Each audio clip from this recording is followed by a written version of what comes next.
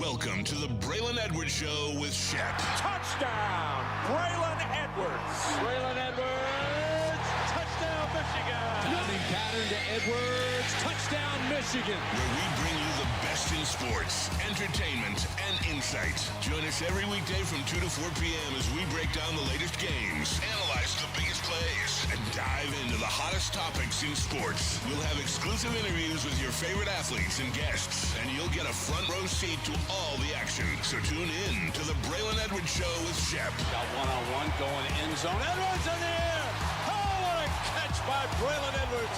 His second touchdown of the game. On the Woodward Sports Network, where sports comes to life.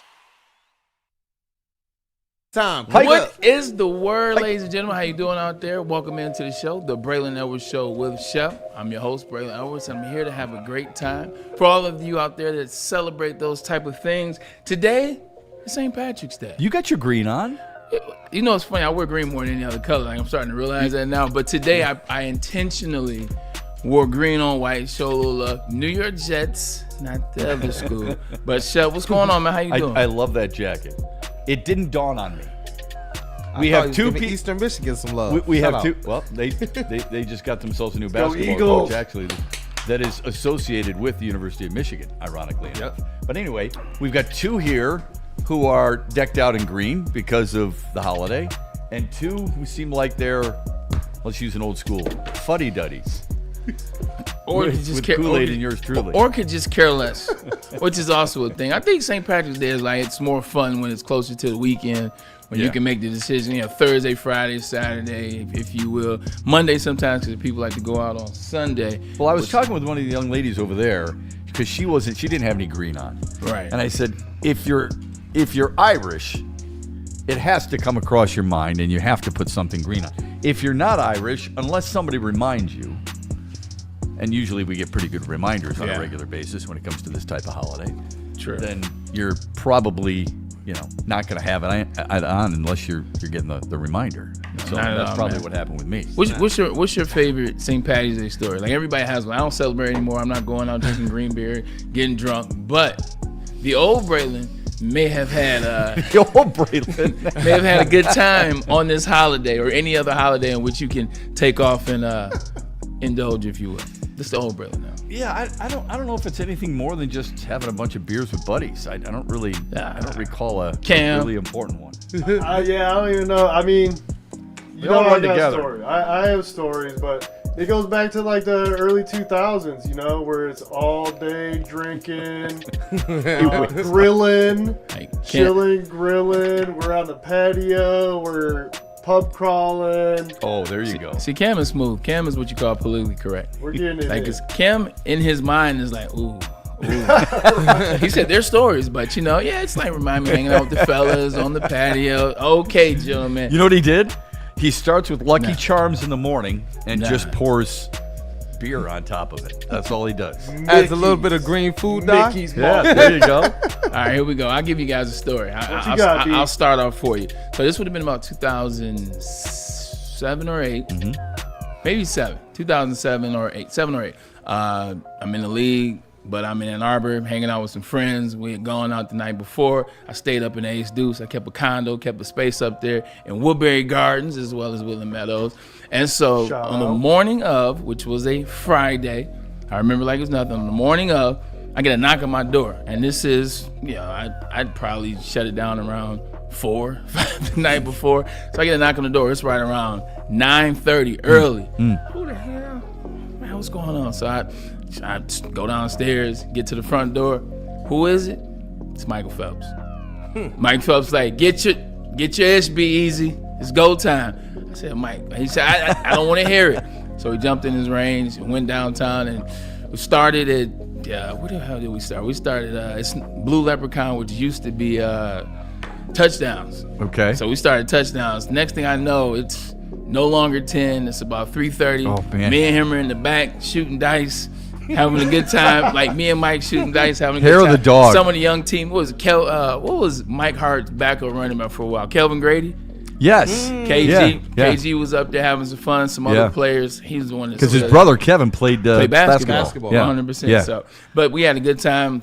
3:30 led into 7 p.m. We're still at touchdowns. Really? And this is when like the shirts that have like whatever the phrase is, and then it's an empty line, and you write your phrase or whatever.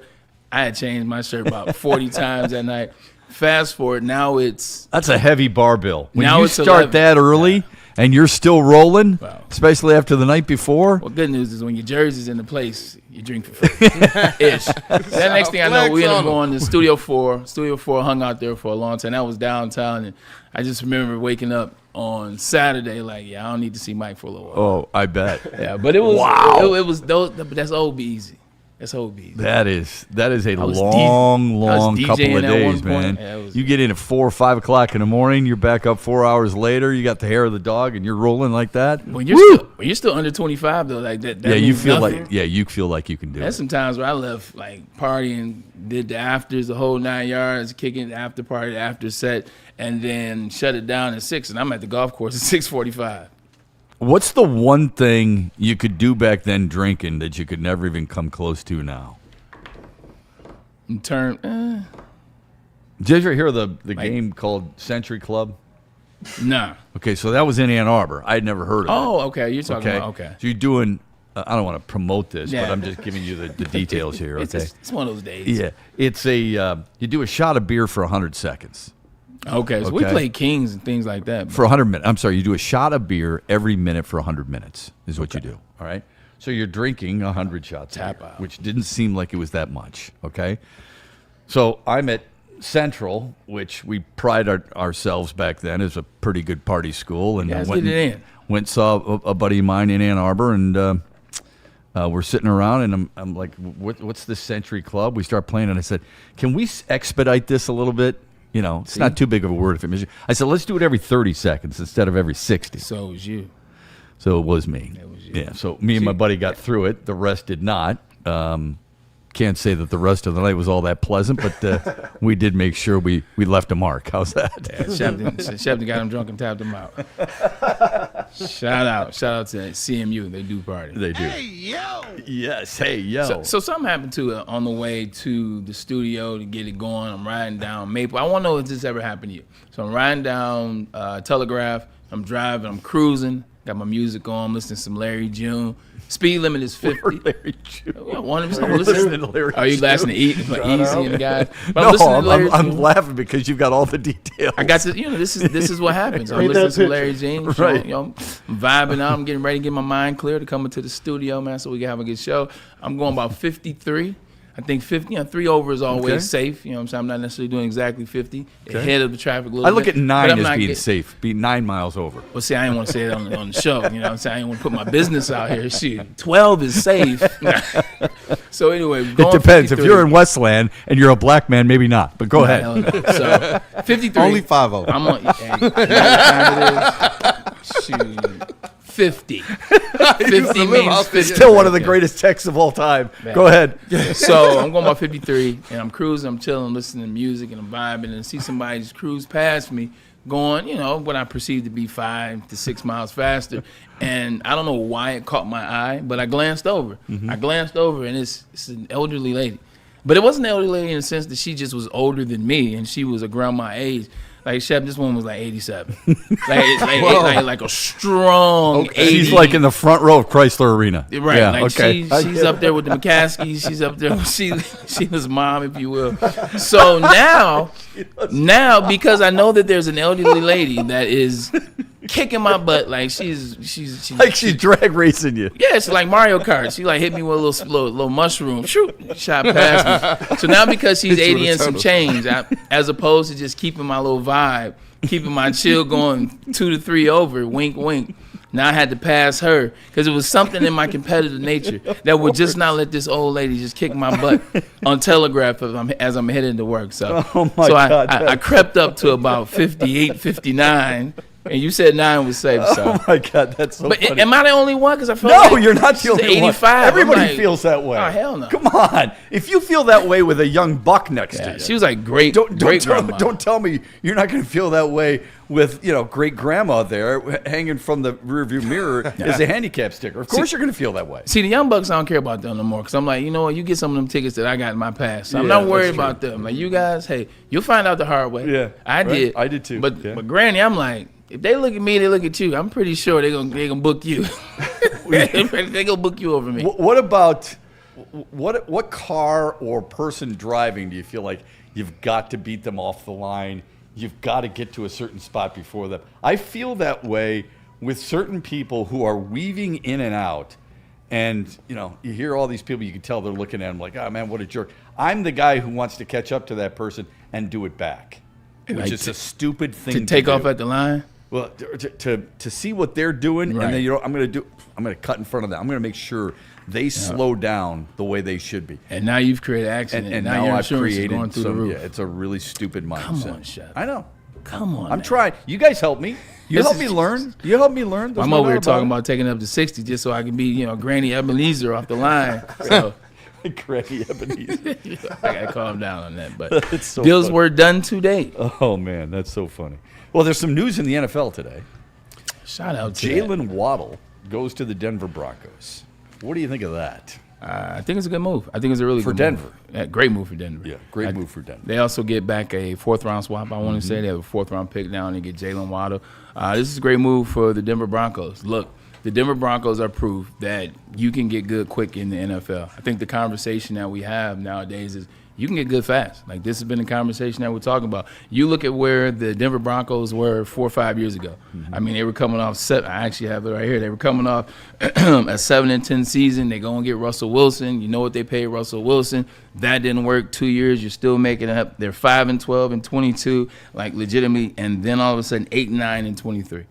And then 14-3 and 24, and then 14-3 and 25, and they go to the AFC Championship last year. They made a lot of moves, but once you bring in a coach like Sean Payton's helped that team put themselves back together, and it starts with the offensive line. But you just look at 2023, that's kind of when the tide turned for the Denver Broncos. They spend money. They got Mike McGlinchey, they got Ben Powers, they got Zach Allen, Samaje Perine, Jarrett Stidham. Saw Jarrett Stidham play a game for them, but that offensive line, once they shored that offensive line up, and they went and got their quarterback 2 years ago, the sky is the limit for them on top of having a really good defense. But they're trying to capitalize on what they did last year, Shep. Yeah. They're not trying to allow, we have a really good defense, and we got a young ascending quarterback, and we have some players. And we were able to go to the AFC Championship this year, and we didn't even have our guy. We probably would have been in the Super Bowl. We would have been able to win the Super Bowl if we would have had our guy in Bo Nix.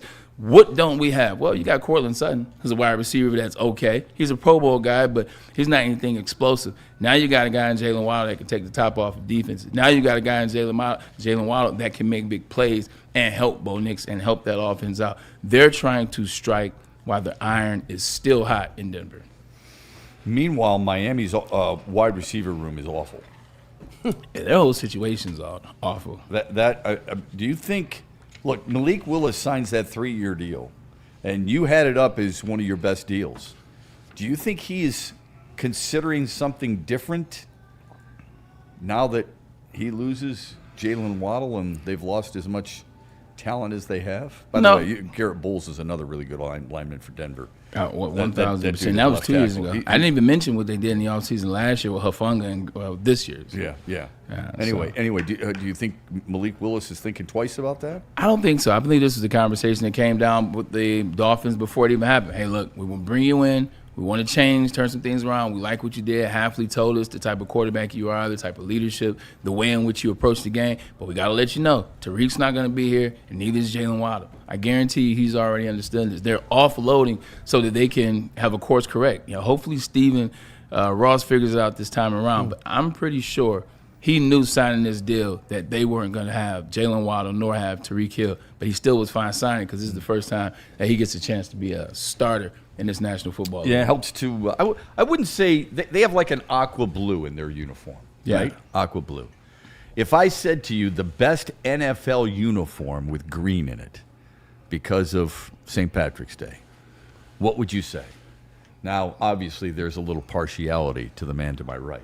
Dude, But who's got the best-looking NFL jerseys with green in it? We'll look at the Eagles, Jacksonville, Seahawks. sneaky. the Seahawks, Oh, Yeah. They're alternate ones. Yeah, the Seahawks are Seahawks. tough. the Packers, Yep. the Jets. nah, Jacksonville's more like a bluish. Don't you think? Bluish green. True, but it has like it's green. Has a little green in it. Seahawks Okay. is that's What's the best? Beast mode Seahawks jersey. Beast mode. But with the highlighter green though.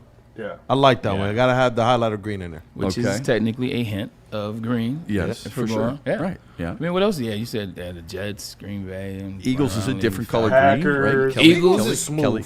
Eagle, that Kelly Green though, the one, do like the, Kelly the Green. one where Saquon Barkley hit the move, Oh, you know the what? old school Randall Cunningham, Yeah. Reggie White's, Yep. like Right. Keith and Seth Byers, if you will. Yes. Yeah, and sign me up for that Kelly Green. That's 'Cause a that's the good same call. one where Princess Di got the coat back in the day. If you say so. It's too TMI. That's a good one. It's classic. It's smooth. I 100%. like that one. So none of you said the Packers. Packers are out. Packers is a very traditional uniform where like it hits every time. I have no problem with the Packers uniform, the tradition, and blah blah blah. But if you're asking me my best, then I wouldn't put it as the best. Isn't it interesting that I believe Kool-Aid, you can correct me if I'm wrong. Say no to Packers. There's only there's only yes. You know, if Mavs in here, Mavs like it's the Green Bay Packers. I love them. How do you not? So he loves the Bears and the Packers. He loves the NFL. If I asked you how many teams in the NBA have green in it, what would you say? Quickly. 4. 3 or Four? 4 or 5. 2. I can only think of 2. Well, Boston, Minnesota, Right. Celtics, Bucks. Bucks. Oh, Bucks. Good job. Yep. They have so many different variations of uniforms now in the Yeah. NBA. It's like Yeah. the Mavericks. Yeah, I see them as blue more, but you're right. Back in the day, they had green in it. And they have those alternate uniforms that have that highlighter kind of greenish Exactly. yellow So, color. do you guys look at alternate Old school uniforms Atlanta as Hawks. part of that? Well, that's deep though. That's Yeah. really You deep. like that though? Yeah, I do. I really like that. Good job, Pete Maravich. So Ooh, if you're pistol. looking at that, though, Tree Rollins, if you're looking at all that, I'm looking at Benny how their Wilkins. uniforms are now, not an alternate jersey. Not the Seahawks, the Supersonics. Amen. And they're going to get a team. soon. Yeah. So I only had a couple, but thanks for the Bucks. I'll give you 3. What about hockey? How many jerseys in hockey have green in them? 6, 7. Green is not a chosen number. It's the it's Stars? Colors. I can only think That's of the what I was thinking. Wild. Stars and the Wilds. First. Yeah, Stars, Stars, the the Wild. Wild. The Kraken is more blue, isn't it? It's an Yeah. aqua blue. Sharks. I guess it's blue. Turquoise blue. Yeah. And then You baseball. have to have green to make turquoise. Good point. Yeah, but we're not mixing here. And then Major League Baseball, I can only think of the Oakland A's. Well, they're not the Oakland A's any longer. the Las Vegas. The Las whatever. Vegas A's. I mean, if you're going to count San Jose, you got to count Seattle. If you're going to count the Seattle Mariners, you've got to count the Seattle Kraken. Right? Starts to get a little. It's one of those colors that you just don't see very much of outside of the NFL. Yeah. Just a thought. Just a thought. Just a thought on a very special day. for Some in me. the chat, they're allowing the Kraken jersey. I see a mitten made in the They're chat says allowing the that? Kraken. But Okay. Elgato says the Wild and the Stars. I see our Vandalay Dallas Stars green was legit. And Jesse Spence, soon we might have this one again. He says Supersonics. That was a tough jersey. I love that jersey. That was a tough Xavier jersey. McDaniel, Dennis Johnson, Jack Sikma, all those Lenny Wilkins guys. Hey, Oh, Oh there's no, Dan since we- Campbell has on green. Yeah, they lost that game that's well done. too. Definitely lost that game. Hey, there's a rumor of a trade that's possible out there in the National Football League right now, and I wanted your thoughts on it. I don't know if you saw it, but there's some people reporting that the Eagles and Raiders are in conversation that would send AJ. Don't say it. A.J. Brown to the Raiders with draft picks Mm-hmm. in exchange for Max Crosby and draft picks. No. It's just a rumor, Yeah. all right, from NFL sources, but it's just a rumor. I'm not trying to start anything here. Right. It's been reported by a couple of different NFL insiders that there is possibilities of this happening. If that happens, and we all know how Detroit Lions fans feel about the Eagles general manager, Yeah. how you doing, Howie, then don't you think Brad Holmes is going to have an almost impossible task to make up for something that the Eagles general manager seems to be another step ahead of. Yeah, if they make something like that happen, then it fell into their laps because, Max Crosby going back and then A.J. Brown not being able to offload, because from what I'm hearing out of the Eagles camp is they're asking for way too much. Like, they want to offload him, but what they're asking for, people are like, look, we're not giving you a first, a second, and a fourth, et cetera. So I think you just may have a team that has enough money, that has enough moxie, has a new situation, and they're like, look, we got it, we'll do it. If something like that did happen, though, I don't think it will. It can't play on Brad, although they're going to bring it up. I don't think it will. I think we're past that point. How he's won 2 Super Bowls. He's been to 2 in the last 4 years, if you will. Like, where Howie is not where Brad is. So if people are trying to, if they would use that move to talk further about where Brad Holmes isn't, then that just wouldn't be good business. I agree. It's just going to be one of those situations where you're constantly hearing about how the Eagles, all they care about is going forward in 1 year. Side note, I feel bad for the Lions, man. Like, I do. I kind of took the Lions or Lions fans? Both. Okay. I took a step back. We come on the show, we talk about who Brad Holmes is, and what the team has done, what the team hasn't done. And then you look at the Broncos and what they're doing, and you talk about the Raiders. The Lions built this the right way. Yeah.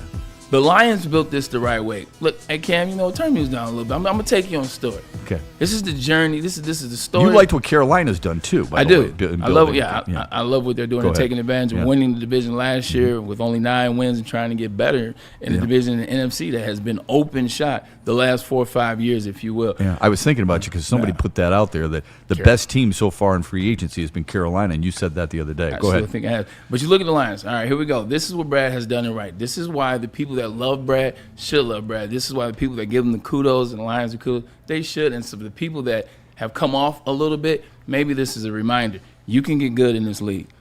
The Lions take over 2021, this regime starts.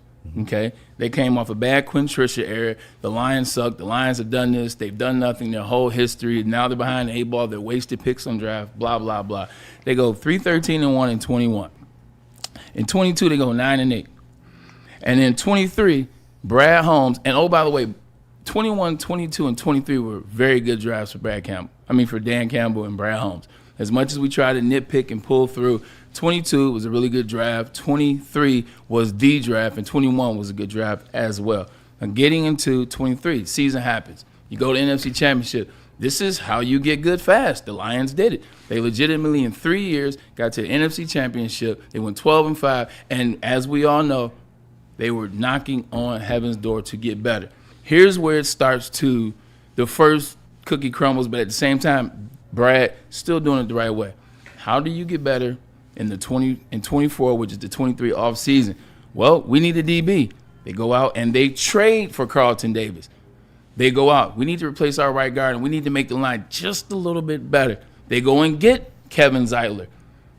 As a free agent. You know what? Defensive interior. That's a place where we can get better. As we're building Aleem, as Aleem is about to take that step, maybe on Enrique, we need a guy. They go out and get DJ Reader. Now, I don't like the move. The move didn't work. He was a hurt guy. However, you addressed a need that the Lions had at that point. So you go out and you get three really good players. You address the situation. However, in the draft is what let you down. Fast forward. The 24 season, you go 15-2.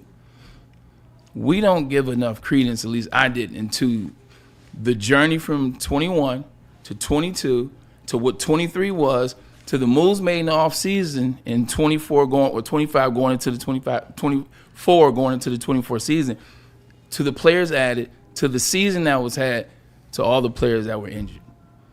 And I think we push back on the excuse so much of injured players. You see that run that they made from getting from 21 to 3-13-1 to knocking on heaven's door in 23 to revamping in the offseason, and then here's no Aiden Hutchinson. Here's no Alex Anzalone. Here's a DB that's injured. Here's your safety that's injured. Yeah, I think what people look at, and it's a good explanation of the trail that was taken. Because I wasn't. Yeah. The problem that people have with it is, I think, the extensions. It's great to build that. That's where I was going to. But when you start to hand out those extensions, and you were the first person that I can recall talking about the Jared Goff extension. It's not that you didn't want him. Yeah. It's not that you don't like him. It's not that you don't appreciate what he's done. You're talking about value. You're talking about cost. In the end, when you have a salary cap, you have to keep things under control.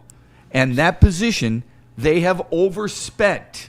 It's not a knock on him, but they've overspent, and it has prohibited them from doing other things. That's where people, I believe, they can sit back and be an armchair quarterback saying, boy, they shouldn't have done that with Kirby Joseph and shouldn't have done that with Amon-Ra St. Brown. It looks good now with St. Brown. It looks good now with Sewell. It looks good now with Jamison Williams, doesn't it?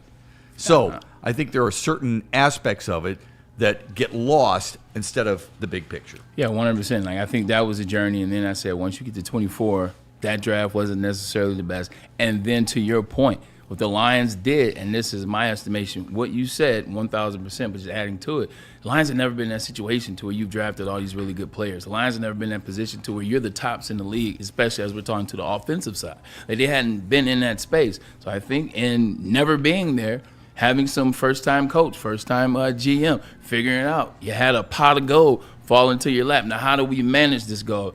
And then you say, well, let's take care of our guys. The way the NFL is constructed now, NFL teams don't take care of every guy they draft. They don't extend every guy regardless of how good they are. They wait. They see. They play the game. They keep them in limbo. Yeah. We made so much about Jalen Waddle. We made so much about, you know what, you take care of your guys. Get out the way early. Sometimes you have to keep them in limbo if you're trying to continue the success of what your franchise is. Yeah. What your franchise is. So I think everything can be true.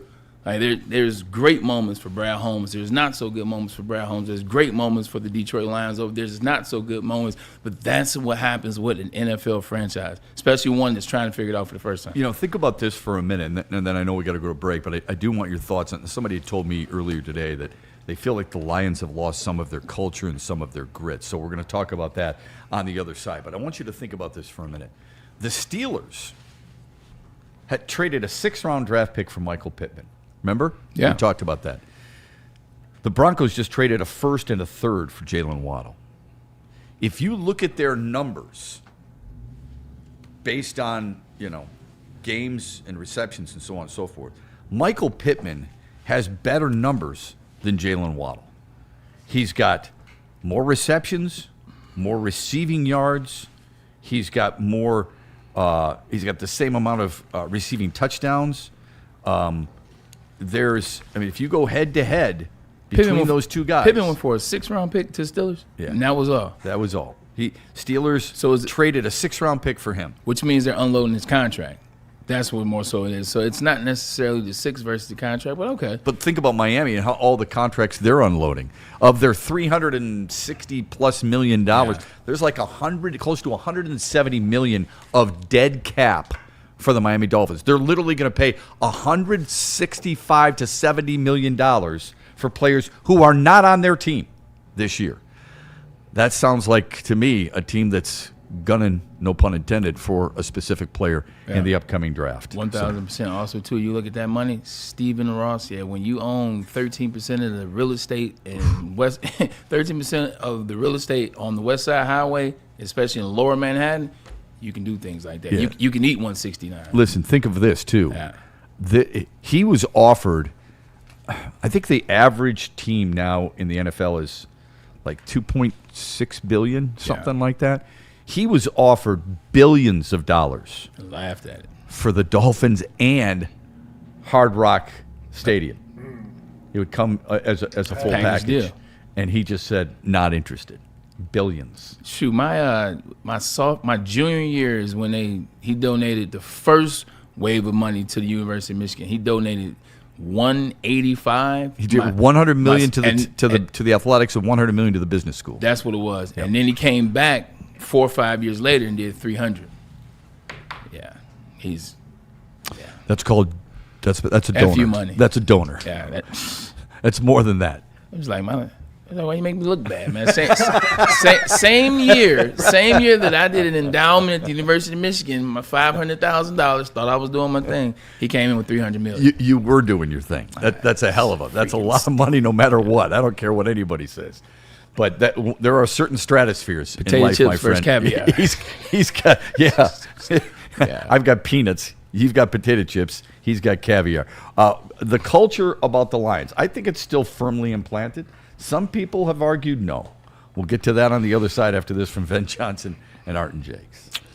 VEN Fights. That's where you got to go. VENfights.com. That is Ven Johnson, Law, and he is the fighter. Get him on your team. When anything comes around, you know what? The corporations, the government, they will try to take a piece of what you have. They will try to withhold compensation. Don't let them do it. Whenever you get faced in these situations, make sure that you know there's a guy in a legal group that will fight for you, and it is Ven Johnson Law. Like I said, VENfights.com. Don't waste any time. Don't make it the second, third, or fourth. Make it the first call or conversation that you have. He is the fighter.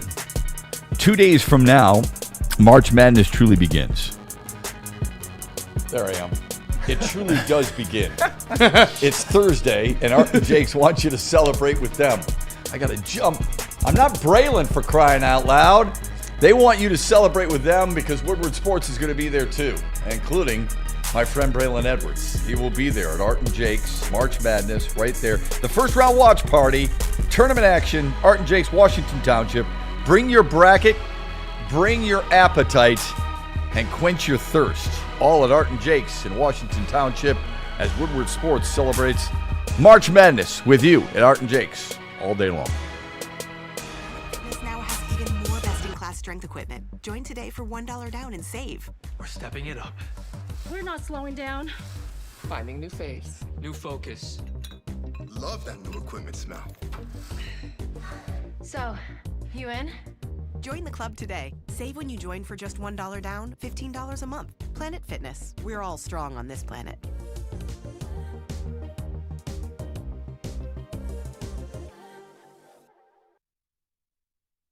You know how some things are so good they should be world famous, but they're not? Our house-made vinaigrette is one of those things. And the antipasto salad, we drizzle it over. Same with our hand-battered chicken tenders. Original recipe soups and pasta sauces. It's almost as if our original, world-famous Detroit-style pizza is mocking them. And that's not very nice.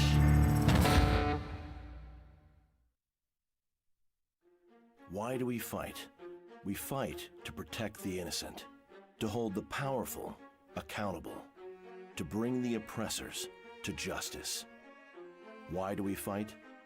We fight to secure and preserve our civil liberties, to get each and every one of our clients the justice they deserve, and to make the lives of real people just like you whole again. VenFights.com.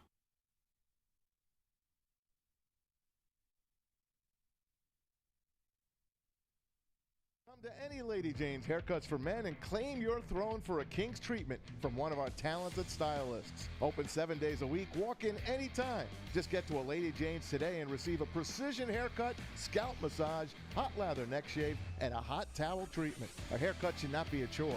It should be an experience. And that's exactly what Lady Jane's has to offer. Open 7 days a week, walk-ins are always welcome. There's always a location near you. Lady Jane's Haircuts for Men, it's wicked awesome. Like a frostbite straight from the divine. Cold rush on my skin feels so fine. Muscle freeze, the ache. No side effects, no mistake. Chill sub-zero. Icy and true. Feel the chill.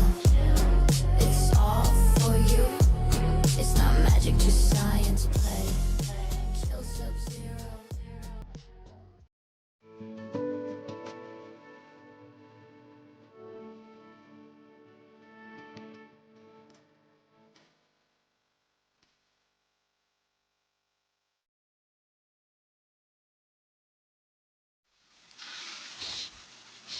You smell that? That's Brad Holmes cooking. And the off-season smells good. Woodward Sports.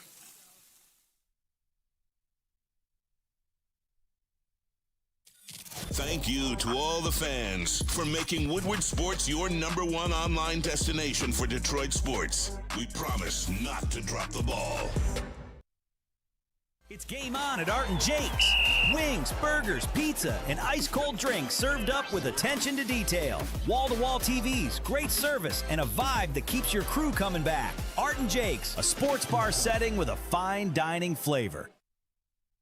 And fitness, where your fitness is essential. With over 2,700 gyms around the country, it's the gym from you. We're all strong on this planet, and that planet is Planet Fitness. There's no judgment here. There's trainers on staff, and then also gym and equipment are squeaky clean. So, sounds like this is the place for you. Over 50 metropolitan Detroit locations, so it's one near you. Come on down to Planet Fitness, because your fitness is essential. Sun Cruiser Vodka Iced Tea is in line with March Madness. What do you mean by that? Well, March Madness, there's a certain energy you get, right? There's a certain feeling you have, sort of like you looking at just my eyes, eyebrows, and forehead instead of my whole face on the screen right now.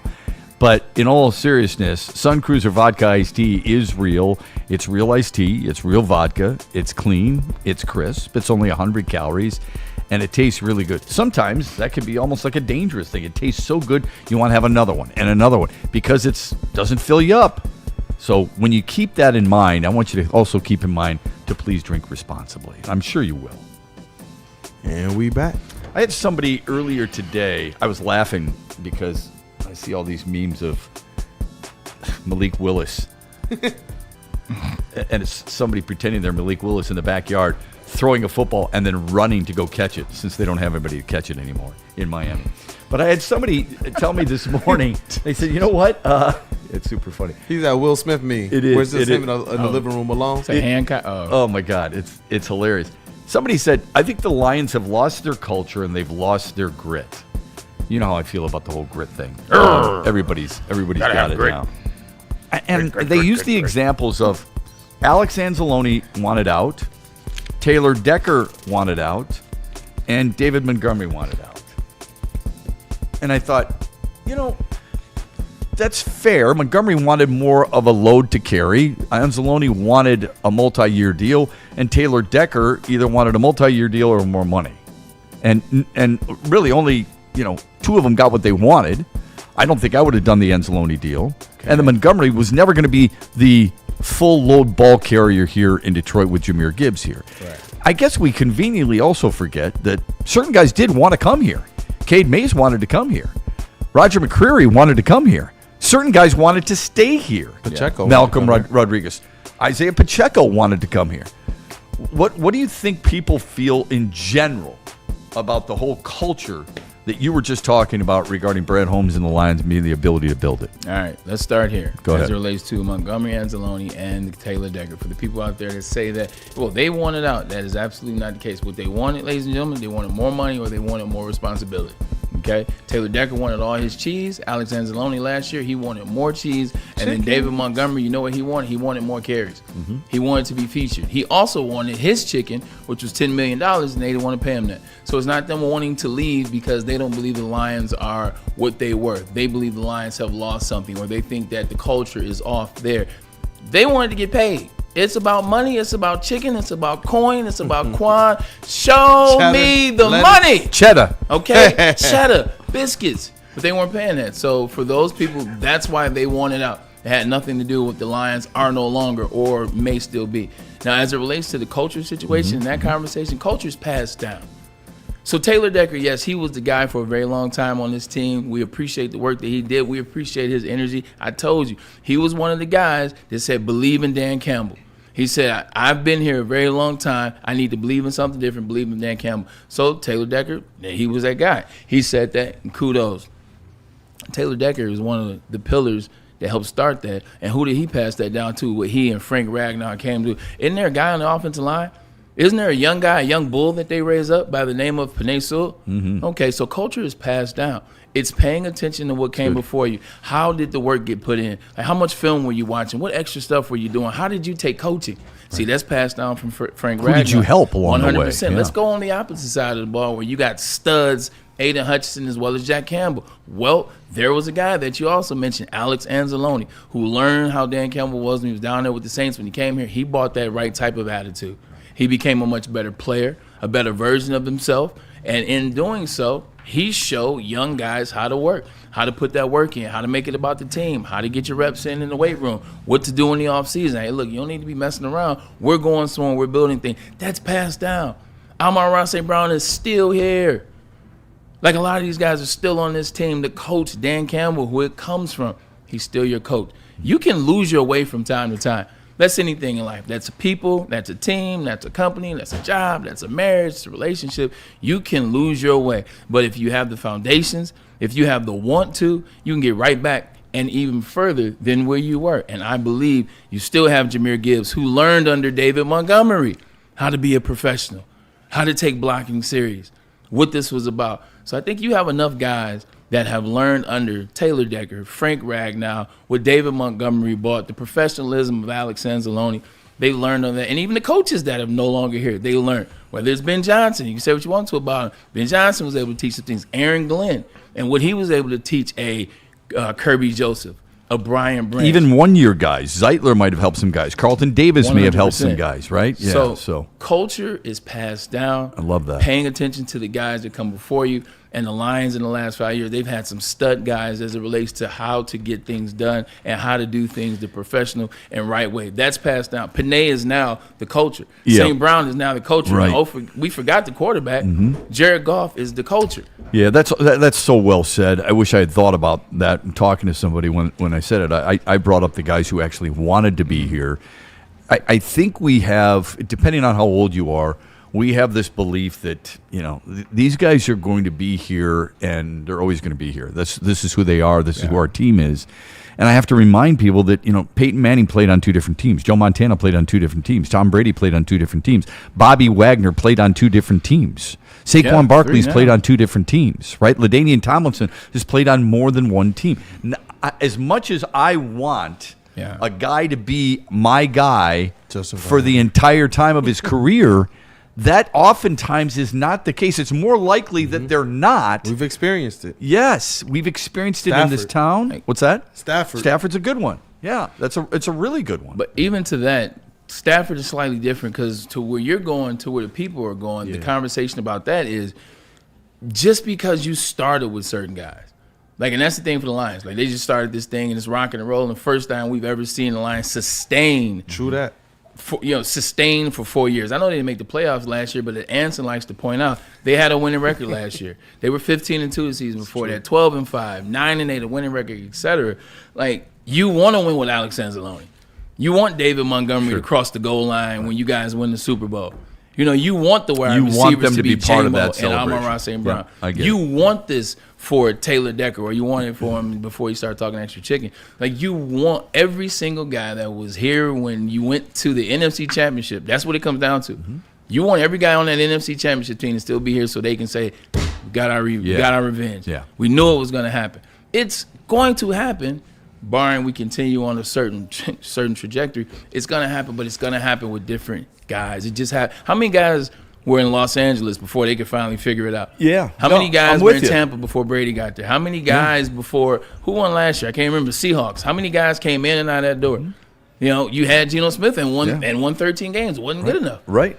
How many guys sometimes Jared Goff helped the Rams get to the Super Bowl, but they had to move on from him. They did. Right, and they did. It was the right thing. Yeah. I think in the Pollyanna world oftentimes we live in, again, depending on how old you are, we look back at the 84 Tigers because they were – what we loved most about them is because we saw them grow together. So, for example, we knew that Trammell and Whitaker and Parrish and Gibson and Morris and Petrie and all those guys – and to a certain extent, Chet Lemon, even though he's brought over. Yeah. We forget sometimes, you had to sprinkle in Larry Herndon.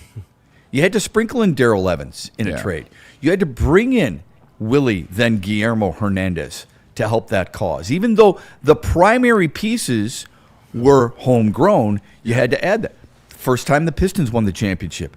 We love Isaiah Thomas and Joe Dumars and Dennis Rodman and John Sally, but Rick Mahorn was a big piece to that. He was brought in. Right, yeah. Bill Laimbeer was a big piece to that. Boy. He was brought in from Cleveland, okay?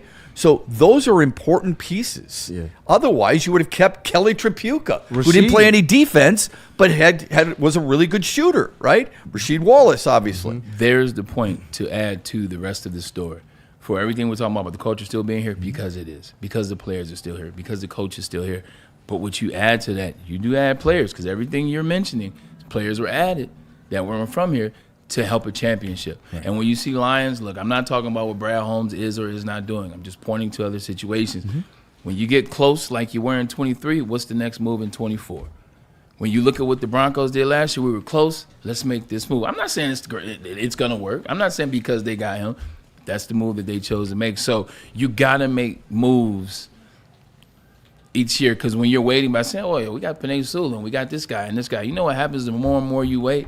What year is Penei in now? What year is Amon-Ra St. Brown in now? Yeah. What year is Jahmyr Gibbs, who's a running back, who I was told they had a 5-year shelf life a couple years ago? Like, that's the problem with just waiting with very slow, nickel and dime methodical pieces. I don't mind, especially with the last place schedule, as you guys like to say. They're going to win. They're going to win 11 games this year. They're going to win maybe 12. They're going to get to the playoffs, challenge for the North, maybe win the North, etc. But is it just winning the North, or is it winning the Super Bowl? But at some point, because we all like to think we know, even though we don't necessarily know. Right. What's the right mix, or that last little piece of ingredient that takes you over the top, like Darrell Evans and Willie Hernandez, like Bill Laimbeer and Rick Mahorn, and like Rasheed Wallace, or a Ben Wallace, who was brought in, of course, in the Grant Hill trade. That's what everybody's trying to figure out, right? So we look at the Pistons right now and think, well, they didn't add that one guy at the trade deadline like Joe Dumars did with Rasheed Wallace. Damn sure Could didn't. that be costly to them Yes. as they make a quest toward the NBA Finals? And the same thing with the Lions. Yeah, 100%. Like 100%. And the thing is, you can recover from splash moves.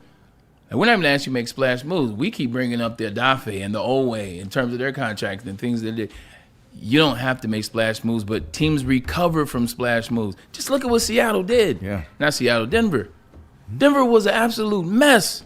How much money did they have in dead cap? And all of a sudden, they're knocking on the door of a Super Bowl. And then they've recovered twice in 6 years. The Patriots have recovered twice in 6 years. Thank you. Yeah. The Jacksonville Jaguars have recovered twice in 5 years. From the mess that, what's his name, Urban Meyer left. Then when Peterson got there, they won 12 games and beat the Chargers in the playoffs. Bray, that was the... Then they went back down and won 4 games, and guess what they did last year? Won 13 games and won the division. Right. That's part of, I think, our long-term frustration. Even before you were too busy playing and setting state and school records. I appreciate it. When the Cowboys were champions with Roger Staubach, right, and Tony Dorsett, and Harvey Martin and Randy White and those guys, right, in the late 70s, right? Then they hit rock bottom when Troy Aikman was there. Right. And then they ascended yet again. We literally saw that team go from champions to basement to penthouse again before we ever reached an invitation. We didn't even take the elevator to the floor of the Super Bowl. Yeah. That's what Detroit Lions fans have been dealing with. I'm not saying Brad Holmes and Dan Campbell and every single player on that roster should understand that, okay? Because they have nothing to do with Terry Fair of the past. I don't expect them to carry any baggage that was carried by Dennis Gibson as a linebacker, number 98. Look it up. Anyway, all I'm saying to you is those guys, when people talk about frustrations in this town, it would be nice to understand that's where people are coming from.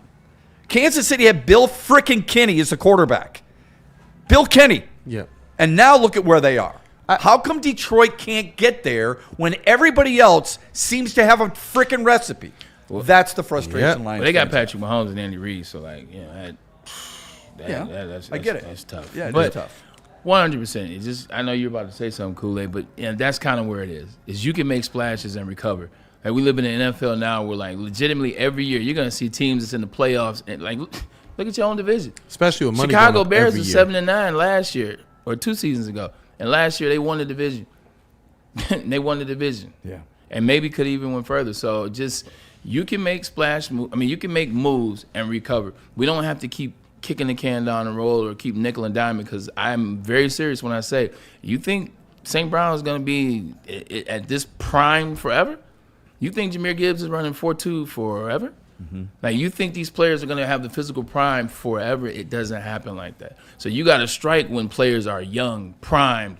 They're not even young anymore. You got to strike when they're in their prime. So that's why I get frustrated sometimes by looking at certain moves that weren't made, that could have been made, and don't even necessarily affect what next year is or affect the cap, or they're going to hurt you or really set you back. Like, the NFL is showing you they want a different champion every single season. That's how it's set up now.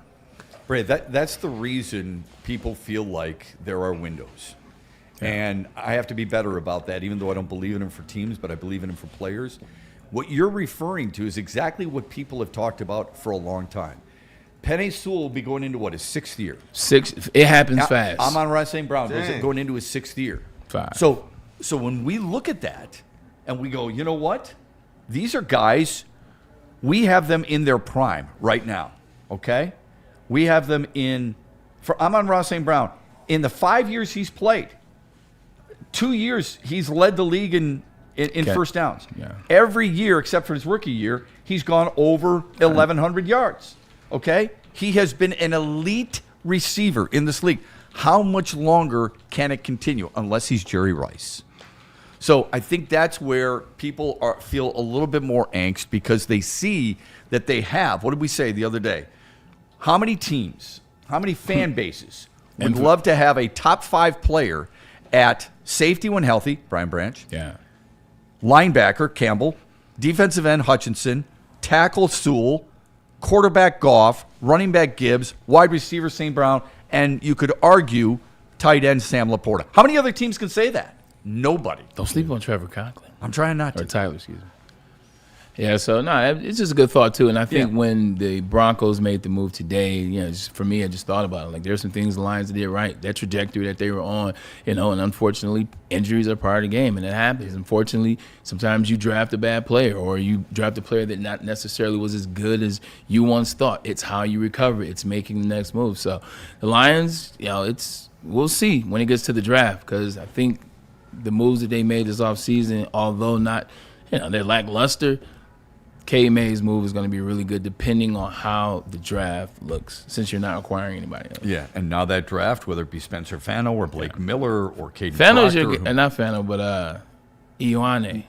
He's Ione. He's probably Vega Ione is the guy. He's the guard from Penn State. Yeah. And if you drafted him in the first round, I know people feel like, oh my God, we just drafted Tate Ratledge in the second round. Well, you do need guards. He would literally be a plug-and-play guy and be there for the next 10 years. Yeah. And you don't have to worry about it. I think that's becoming a kumbaya player amongst a lot of people I'm talking to now who want that really first like round him. guard. And you also notice when he and I started first talking about tackles, who did we bring up? Monroe Freeling. Yeah. And we brought up Monroe Freeling. And where is he shooting up the board? Yeah.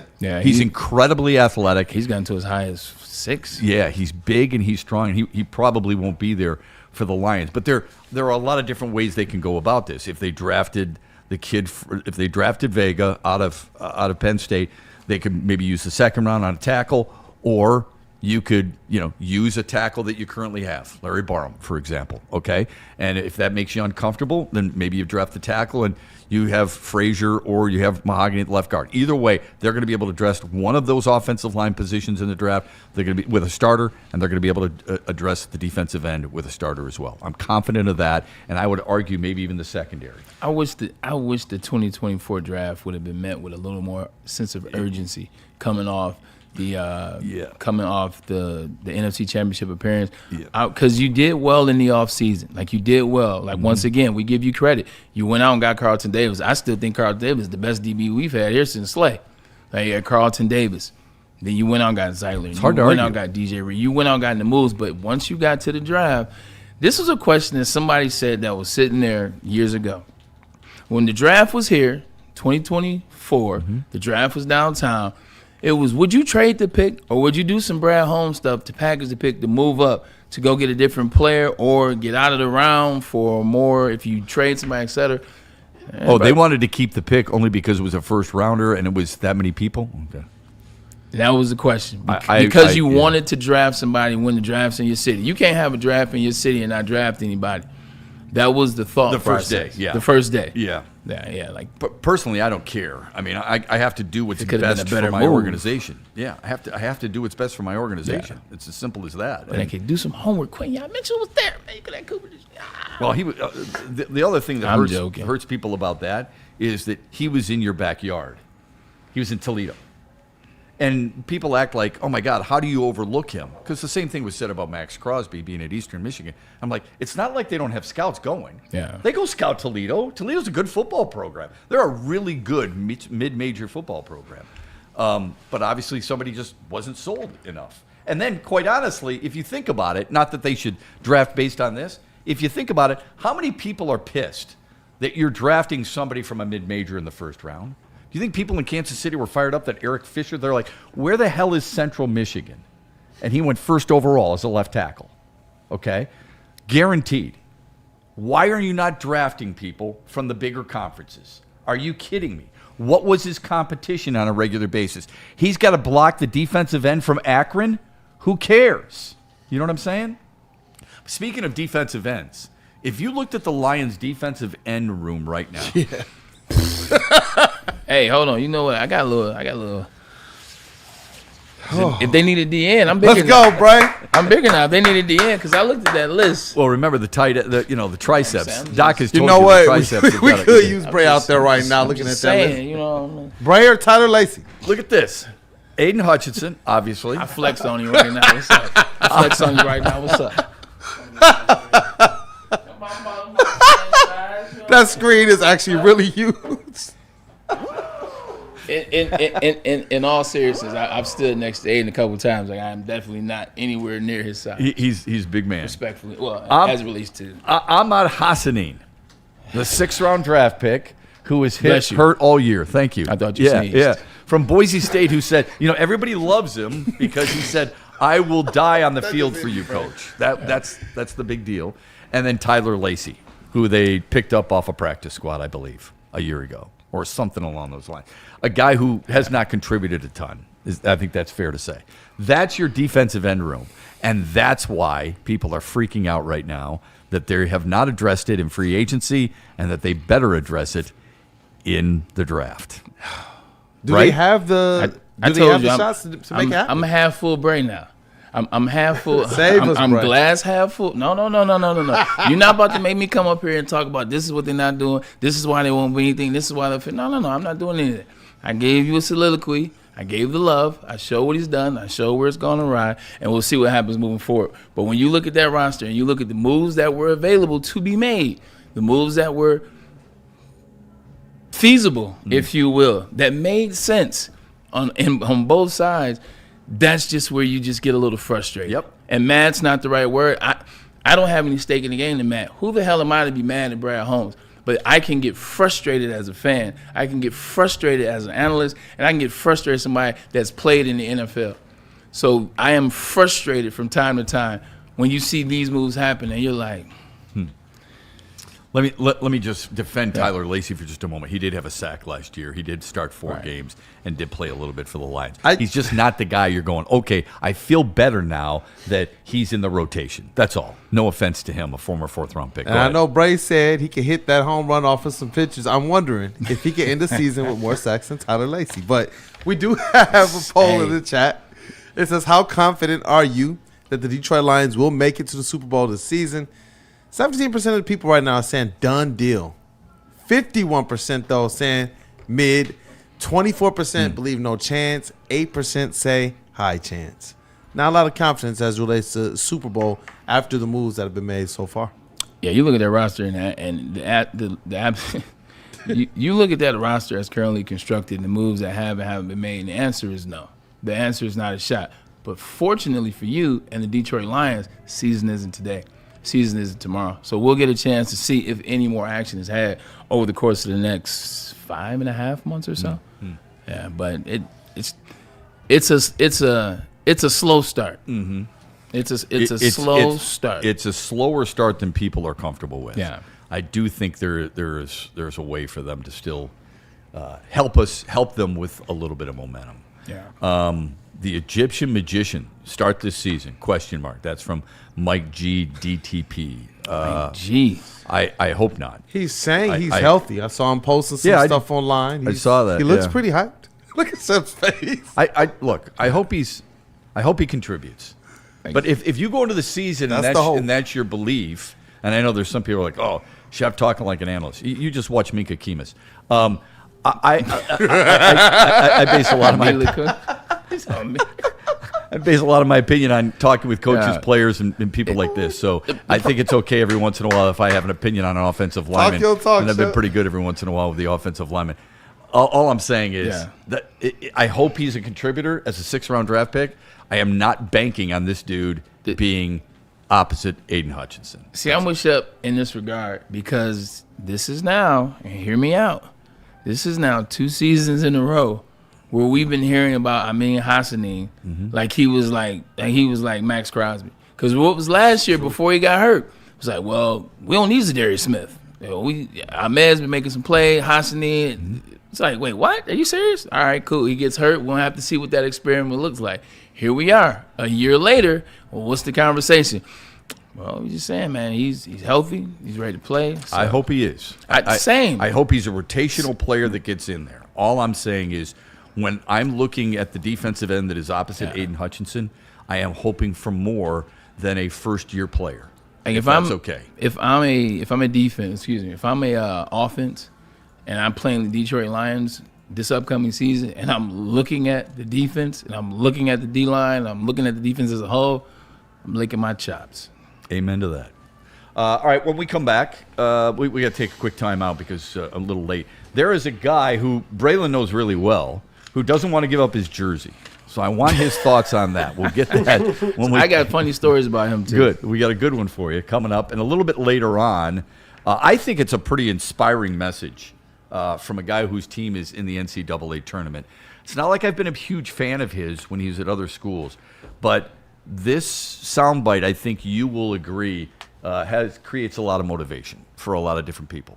First, let's get motivated with Estates Title and Pure Psychiatry. Whether you're buying a home or refinancing, the team at Estates Title Agency makes the closing process simple and convenient. And that's what it's all about. It's about the simplicity and convenience that they can provide. My guy, Nabi Saad, he is a part of that. Proudly serving Michigan since 2003. The staff at Estate Title have over 20 years of experience. Experience is how you find out, ladies and gentlemen. Experience is the best teacher of all. Combine that with Nabi's expertise, and they can guide any title or escrow transaction with a smooth landing. That's what it's about. Smooth landing, convenience, simple. I'm telling you. They know they're busy. They know that you're busy, which is why they offer evening and weekend closing. So look, they want to make sure they're convenient to your schedule for all your needs. Trust Mr. Deeds. Life can be challenging sometimes for people. We understand that, and Pure Psychiatry does too. They know sometimes you need a little bit of a break. You need a shoulder to lean on, an ear to bend, someone to help you along. There's nothing wrong with that. If you are in that spot, Pure Psychiatry is the perfect place for you. 16 different locations in the state of Michigan, 2 in the state of Ohio. You can quickly go onto their website, purepsychmi.com, and find the place that is closest for you. And trust me when we tell you this, it is not a cookie cutter situation. It is one that tailors to what you need most. They're there for you, like good psychiatrists should be. purepsychmi.com today. Best-in-class strength equipment. Join today for $1 down and save. We're stepping it up. We're not slowing down. Finding new faith, new focus. Love that new equipment smell. So, you in?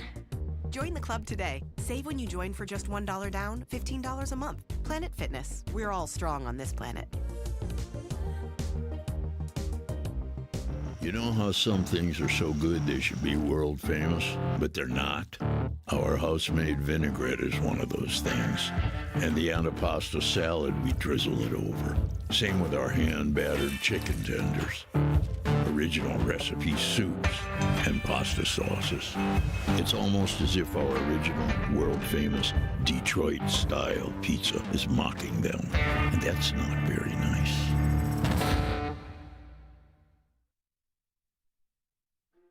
Why do we fight? We fight to protect the innocent, to hold the powerful accountable, to bring the oppressors to justice. Why do we fight? We fight to secure and preserve our civil liberties, to get each and every one of our clients the justice they deserve, and to make the lives of real people just like you whole again. ThenFights.com. Come to any Lady Jane's Haircuts for Men and claim your throne for a king's treatment from one of our talented stylists. Open 7 days a week. Walk in anytime. Just get to a Lady Jane's today and receive a precision haircut, scalp massage, hot lather neck shave, and a hot towel treatment. A haircut should not be a chore. It should be an experience. And that's exactly what Lady Jane's has to offer. Open 7 days a week. Walk-ins are always welcome. There's always a location near you. Lady Jane's Haircuts for Men. It's wicked awesome.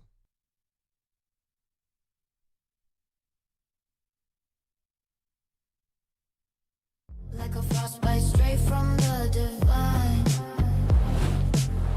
Cold rush on my skin feels so fine. Muscle freeze, the ache. No side effects, no mistake.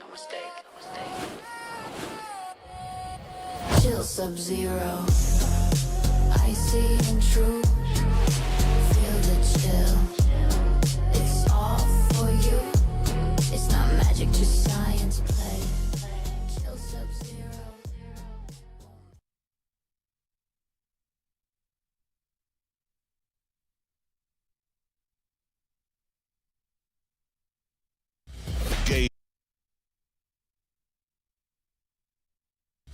Game is won in the trenches, and our big fellas don't mess around. The Woodward Heavyweights on Woodward Sports.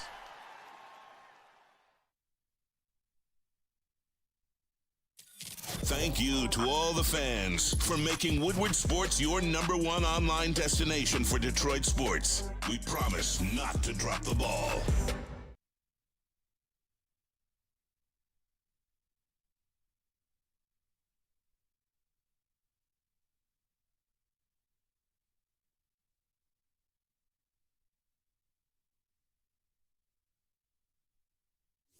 Big injuries, big news. Twice a week, Dr. Jeff Pierce from Michigan Sports and Spine joins Woodward Sports Network for the Injury Insider Report. Big D Energy Tuesdays at noon. Braylon Edwards and Shep Thursdays at 3:30. Get expert analysis and in-depth breakdowns on the latest sports injuries from the man trusted by top athletes in the community, like D-Mac. Whether it's the Lions, Pistons, Tigers, or Red Wings, Dr. Pierce talks us through it all. Don't miss the Injury Insider Report with Dr. Jeff Pierce, your go-to source for understanding the impact of injuries on the games and players we love. Only on Woodward Sports Network. Scan the QR code on the screen or go to MichiganSportsandSpine.com to see if Dr. Jeff Pierce can help you.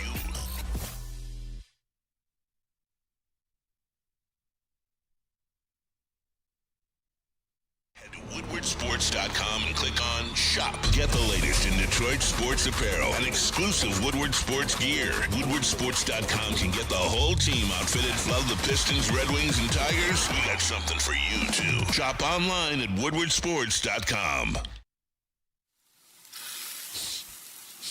You smell that? That's Brad Holmes cooking. And the off-season smells good. Woodward Sports.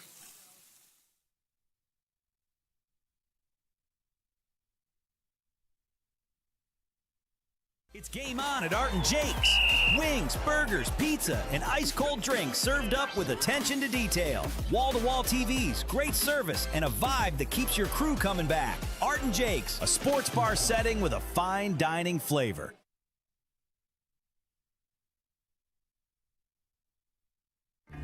Find your sun with Sun Cruiser Vodka Iced Tea.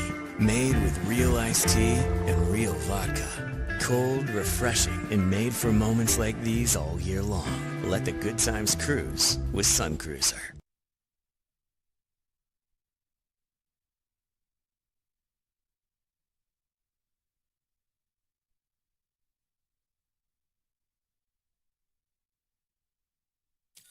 Thank you to all the fans for making Woodward Sports your #1 online destination for Detroit sports. We promise not to drop the ball.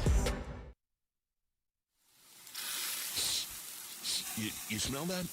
That's Brad Holmes cooking. And the off-season smells good. Woodward Sports.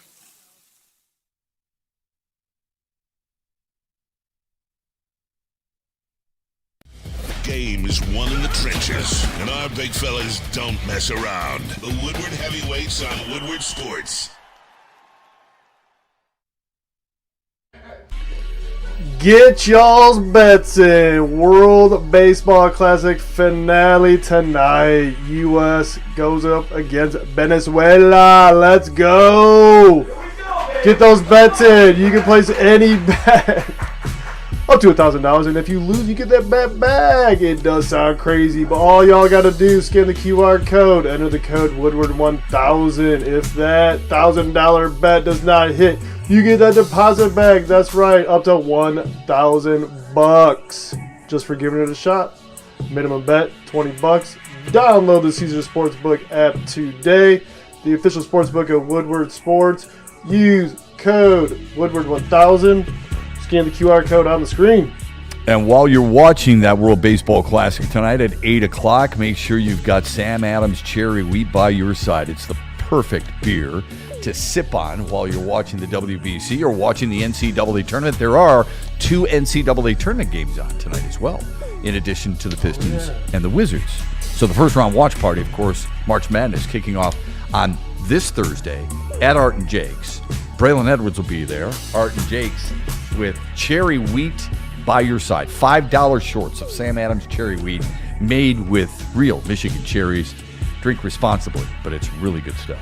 And we back. We were just talking briefly about the Pistons real quick and how the Lakers have started to catch fire a little bit. Luka Doncic has been unbelievable.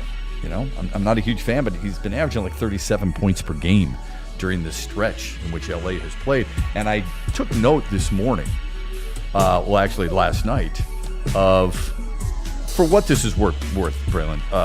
We're looking at power rankings. And sometimes we get way too caught up in this. And I do too. But sometimes it does bring a little bit of some levity to the whole conversation. CBS Sports yesterday put out its NBA power rankings. The Thunder 1, the Spurs 2, the Celtics 3, the Nuggets 4, the Lakers 5, and the Pistons 6. That's nicer than Pistons fans have been to Pistons. That's surprising to me. Yeah, that they're that low. Does that shock you at all? No. Why? Because it goes back to the conversation that we really were having all basketball season. Do the Pistons have enough to win? Like, do the Pistons have enough? What's going to happen when the overachievers stop overachieving? What's going to happen when water finds its level? What's going to happen at the trade deadline? And I think that all those questions now over the last 15 games or so, you're looking at the Detroit Pistons slightly different. I don't think you're looking at them and it's rightfully so. I'm not looking at them with the same, most people aren't looking at them with the same vigor that they were looking with them before they went to the All-Star, before All-Star break, if you will. And you look at what Luka is doing. They're always waiting to put the Lakers up there. Seems like they're always waiting to put the Lakers up there. And by their merit, you look at what they're doing. If LeBron wants to play the 3 role, this basketball is working for them. Like, if he can stay doing that and not take the ego out of it, this basketball is working for them. And then you look at all the teams you named ahead of them, I would go with those teams. Okay. You had mentioned earlier in the conversation. I think the Pistons would beat the Lakers, but but the other ones out. Well, it'd be interesting to see what they would do on how they would guard Doncic. Physicality, I think that would throw them out of that game, because if you remember how the playoffs were last year, refs they're not blowing whistles. Yeah. The refs like, nah, show me something. So be physical. Would Duran be on him? Do you think, you guys? On Luka? Yeah. Would Duran be on him? No. Tobias? I think they'll probably go to Tobias. Okay. Tobias. All right. K, because then K has to go. You could switch. You could switch some different guys on Luka. Throw different bodies at him. Absolutely. As good as he is, I'd throw different bodies at him. Sarr doesn't play enough minutes to be on him. Does he want to play defense? Am I wrong? Nope. What's he averaging? 20 minutes a game? That's one of the great mysteries. Maybe we'll find out about that one day. God, man, gotta look. I like him a lot, but I mean, you got to score. Sorry, You do. I love defense. I get why people talk about defensive rebounding wins in basketball and NCAA tournament big on point guards, and then they'll conveniently leave certain teams out of there. But when it comes to the NBA, everyone talks about defense and rebounding, and I get it, and that's why a lot of people feel like the Pistons are a team to be reckoned with. But somebody's got to put the ball in the net too. That part. And it can't just be number two. It can't be only him and Durant. You're not going to go far if it's just those two guys. I'm sorry. Somebody else has got to be a threat. Teams shoot a lot better Agreed. in the playoffs. And one thing you've been struggling with is that perimeter shooting in terms of how to be defensible to it. So you can't carry that into the playoffs. You just can't. No, and I agree with you guys as well. You know, you look at what the Pistons are doing right now. I think the power rankings are fair.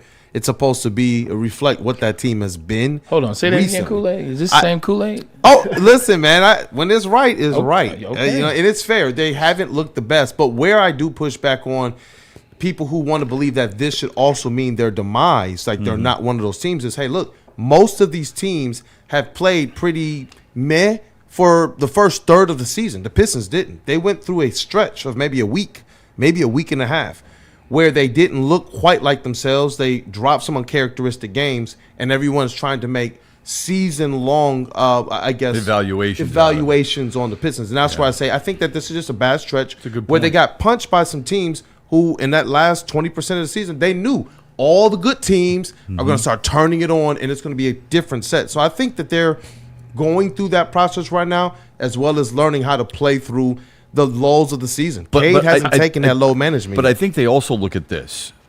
Most people think the West is stronger than the East.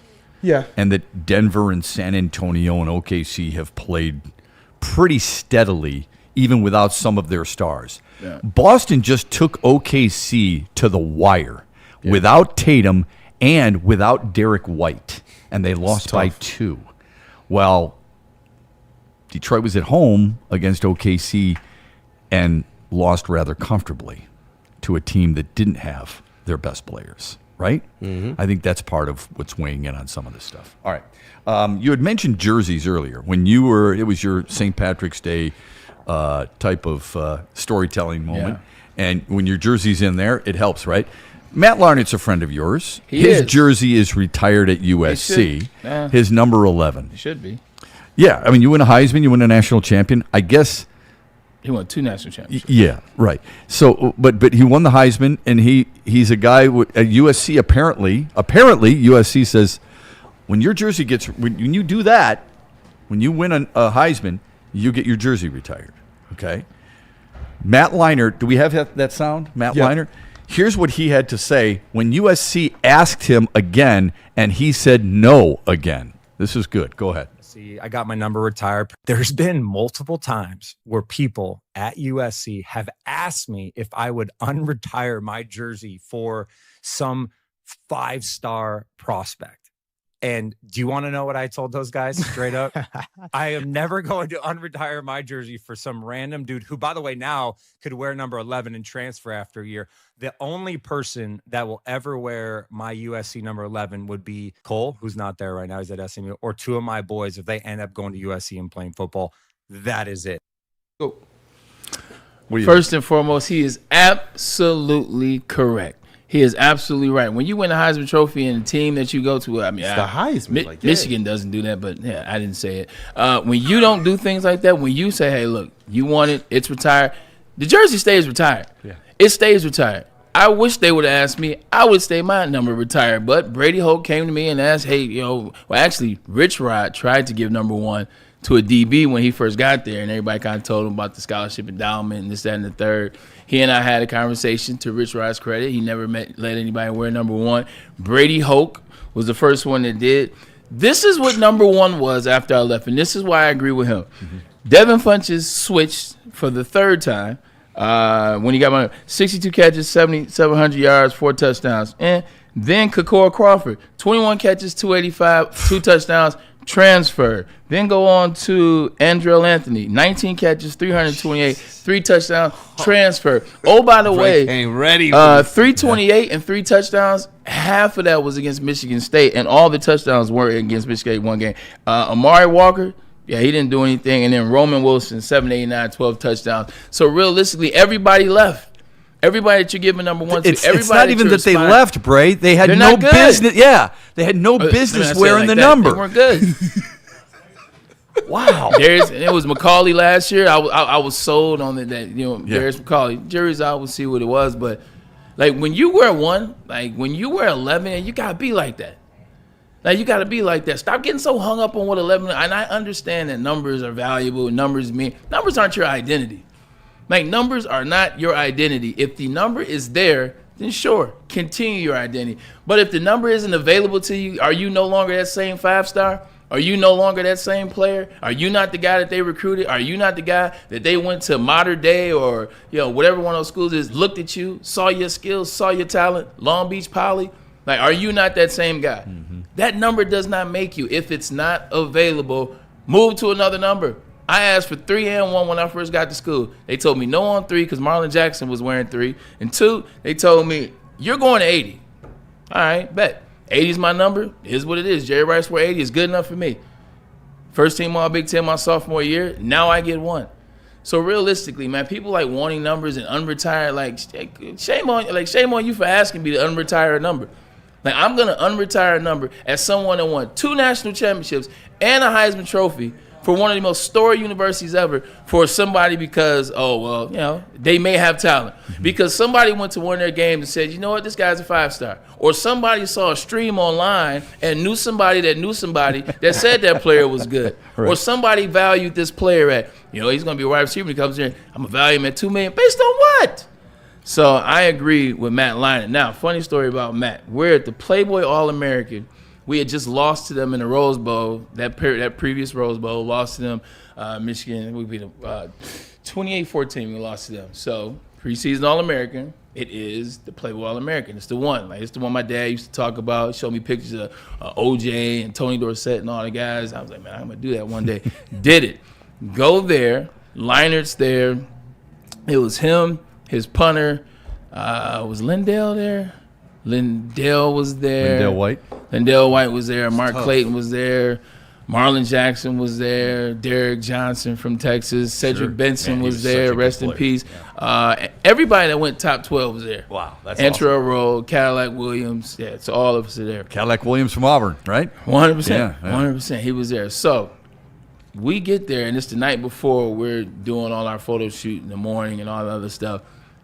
Matt says, hey, my guy right here, Tom, whatever Tom's name was, Tom Malone, I think he was a punter for them. He said he knows all the sorority girls here. He said, so we're gonna wait. So we waited in the bar, in like a private bar. We waited there for like 3 hours. Like, in waiting there for 3 hours, like, we're ordering stuff, it's on them, etc. We're going. Finally, we're like, man, you guys don't know nothing. This is supposed to be the West Coast. Y'all supposed to have the end. Y'all with the USC. Y'all supposed to know where the party's at. This is Pac-12 country. Where is what you promised? So as we're walking away, it's me and about 5 other guys walking away from where they are. So you're calling their bluff here. Yeah, we're calling their bluff. You don't know them that well, but suddenly over a 3-hour span, free drinks on the house, you're getting to know them. I was told you was Matt Leinart. Yeah. I was told you was national championship. Show me something. Show me something. So as we're walking away, we see a sea of girls. And eventually we see a sea of girls coming. It's probably like 40 girls, and it was like 20 of us. We looked back, we were like, okay, that's good stuff. So I assume you did a U-turn and you stayed? Yeah, we stayed. Okay. Yeah, we stayed. It was, I would hope so. Let's just say 7 people missed, or not missed, but were late to the photo shoot. Yeah. Was there a famous number 1 that was late to the not photo at all, shoot? No. Because the things that my dad showed me as a kid that I felt were attainable, like, I ain't play no games about those things. And when they got in my sight, so I wish I would get all the way to Arizona. Side note, I thought the Playboy Mansion was going to be where it was at, but I digress. Yeah. When I got there, I'm not going to be late. How was the Playboy Mansion? Well, I went there later. It was dope. It was dope. Okay. That was dope. Yeah, I figured it would be. Those stories are those are sealed. They're in the vault. That's all right. They're in the vault. Yeah, we're gonna need another night with with Michael Phelps in order for him to open it. All right, a quick timeout. When we come back, again, a guy who had some pretty inspiring words, I think, that you could almost relate to the Lions situation. And I've got a fun exercise for everybody where we're gonna pick the best group. You're going to see the group, and you're going to pick the best. And I'm interested to see how we fare against one another. You in the chat can participate too. It's going to be a lot of fun. After this, from Dr. Pierce and Buddies. Trust the guy we trust, and is Dr. Jeffrey Pierce of Michigan Sports and Spine. You know what I always say, but let's just talk about him on the injury side of things, man. You want to watch the show because he does an amazing job on Big D Energy as well as the Braylon Network show with Shep of outlining what is exactly going on with players. So often or not, you get information, you just get words, you just get literature. Someone's telling you, well, there's a back injury and he might be back in 6 to 8 weeks. What does that look like? What is that injury? Dig a little deeper. We're trying to educate you so you don't always have to wait for the update from those other networks. Dr. Jeff Pierce, he does that here. He does this for us, and you will see him Thursday. And also, don't forget, Michigan Sports and Spine. They do a great job of the right diagnosis. Celebrate 313 Day. I know it's come and gone, but still, the Detroit original 8-square Detroit-style pizza is there for you and for the taking. You can get any second 8-square when you order with promo code BOGO8. Yeah, buy one, get one, 8. Valid through the 20th of March. So valid at all locations right now. Any Buddies, you can dine in or you can pick it up. All right, Buddies wants to show you the Detroit style with their new merch too. Order your Buddies swag. Go to eagraphics.com/BPR and save $3.13 when you use that promo code 313. See how it all ties together? Yeah. Planet Fitness now has even more best-in-class strength equipment. Join today for $1 down and save. We're stepping it up. We're not slowing down. Finding new face. New focus. Love that new equipment smell. So, you in? Join the club today. Save when you join for just $1 down, $15 a month. Planet Fitness. We're all strong on this planet.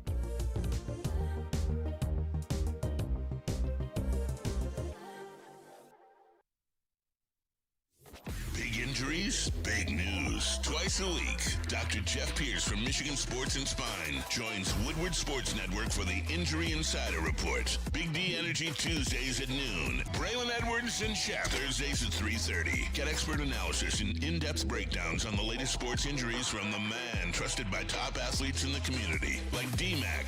Whether it's the Lions, Pistons, Tigers, or Red Wings, Dr. Pierce talks us through it all. Don't miss the Injury Insider Report with Dr. Jeff Pierce, your go-to source for understanding the impact of injuries on the games and players we love. Only on Woodward Sports Network. Scan the QR code on the screen or go to MichiganSportsandSpine.com to see if Dr. Jeff Pierce can help you. Why do we fight? We fight to protect the innocent, to hold the powerful accountable, to bring the oppressors to justice. Why do we fight? We fight to secure and preserve our civil liberties, to get each and every one of our clients the justice they deserve, and to make the lives of real people just like you whole again. ThenFights.com. Hold up. Bye. Michigan Sports. You know what time it is? Hall of Fame, better recognize. Hey, look, man. Ooh, you got some goodies over here, huh? Look, I put that work in on the field. You know what time it is, but that's besides the point. This is about family. This is about the city. This is about my team, and my team includes Woodward Sports. Oh, my God. I got my boy Brandon Dent in the building. KG over there, man. Sure. Same show. This is just a blessing to be here, man. Blessing to be with my fan. Yo, Woodward Sports, you never know what the F is going on, but it's always going to be good, though. Tell you. Let's go. Find your sun with Sun Cruiser Vodka Iced Tea. Made with real iced tea and real vodka. Cold, refreshing, and made for moments like these all year long. Let the good times cruise with Sun Cruiser. Welcome to the Braylon Edwards Show with Shep. Touchdown, Braylon Edwards. Braylon Edwards, touchdown, Michigan. Running pattern to Edwards. Touchdown, Michigan. Where we bring you the best in sports, entertainment, and insight. Join us every weekday from 2 to 4 p.m. as we break down the latest games, analyze the biggest plays, and dive into the hottest topics in sports. We'll have exclusive interviews with your favorite athletes and guests, and you'll get a front row seat to all the action. So tune in to the Braylon Edwards Show with Shep. Got one-on-one going end zone. Edwards in the air. Oh, what a catch by Braylon Edwards. His second touchdown of the game. On the Woodward Sports Network, where sports comes to life. You know how some things are so good they should be world famous, but they're not? Our house-made vinaigrette is one of those things. And the antipasto salad, we drizzle it over. Same with our hand-battered chicken tenders. Original recipe soups and pasta sauces. It's almost as if our original, world-famous Detroit-style pizza is mocking them. And that's not very nice.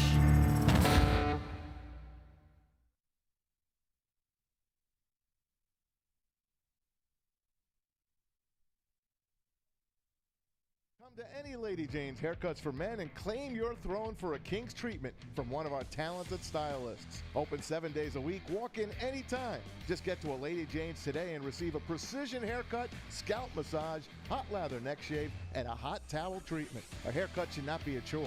It should be an experience. And that's exactly what Lady Jane's has to offer. Open 7 days a week, walk-ins are always welcome. There's always a location near you. Lady Jane's Haircuts for Men, it's wicked awesome.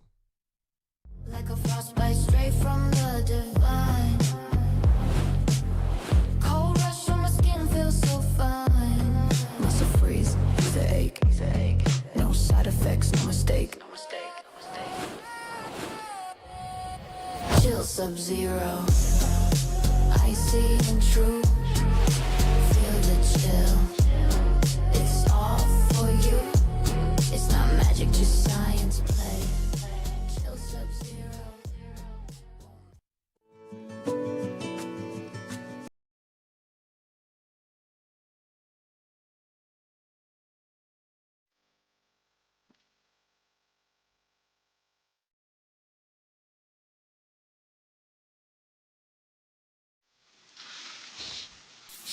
You smell that?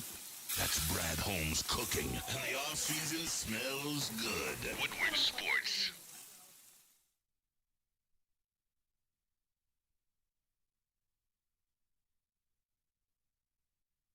It's game on at Art and Jake's. Wings, burgers, pizza, and ice-cold drinks served up with attention to detail. Wall-to-wall TVs, great service, and a vibe that keeps your crew coming back. Art and Jake's, a sports bar setting with a fine dining flavor.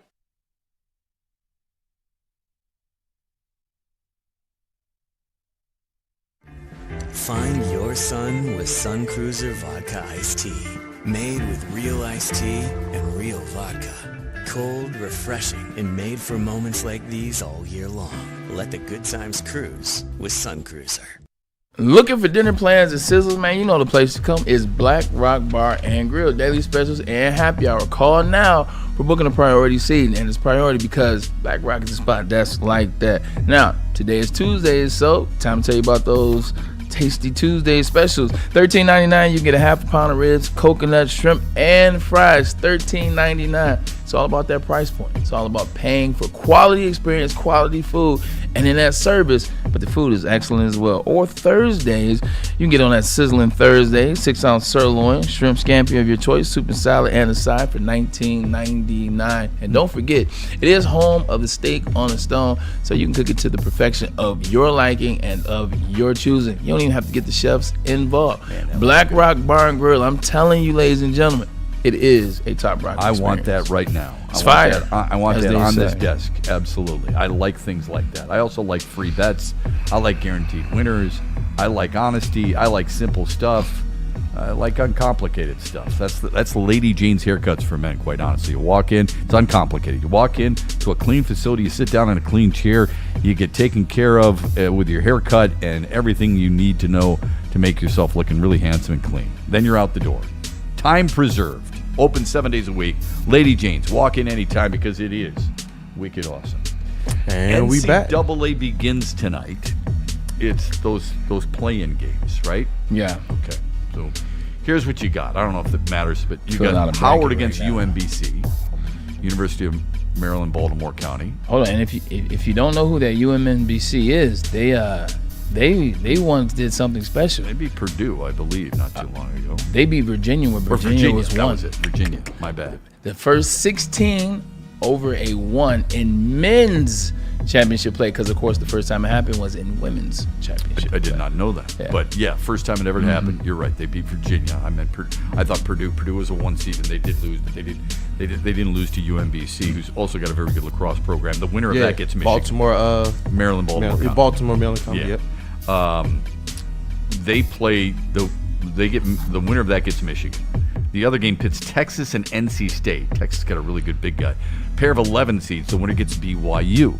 Okay, who has a player who's an All-American this year, who you talked about as a player to watch. The All-American team was just announced, and Axel Leinenmoor was one of them for the University of Michigan.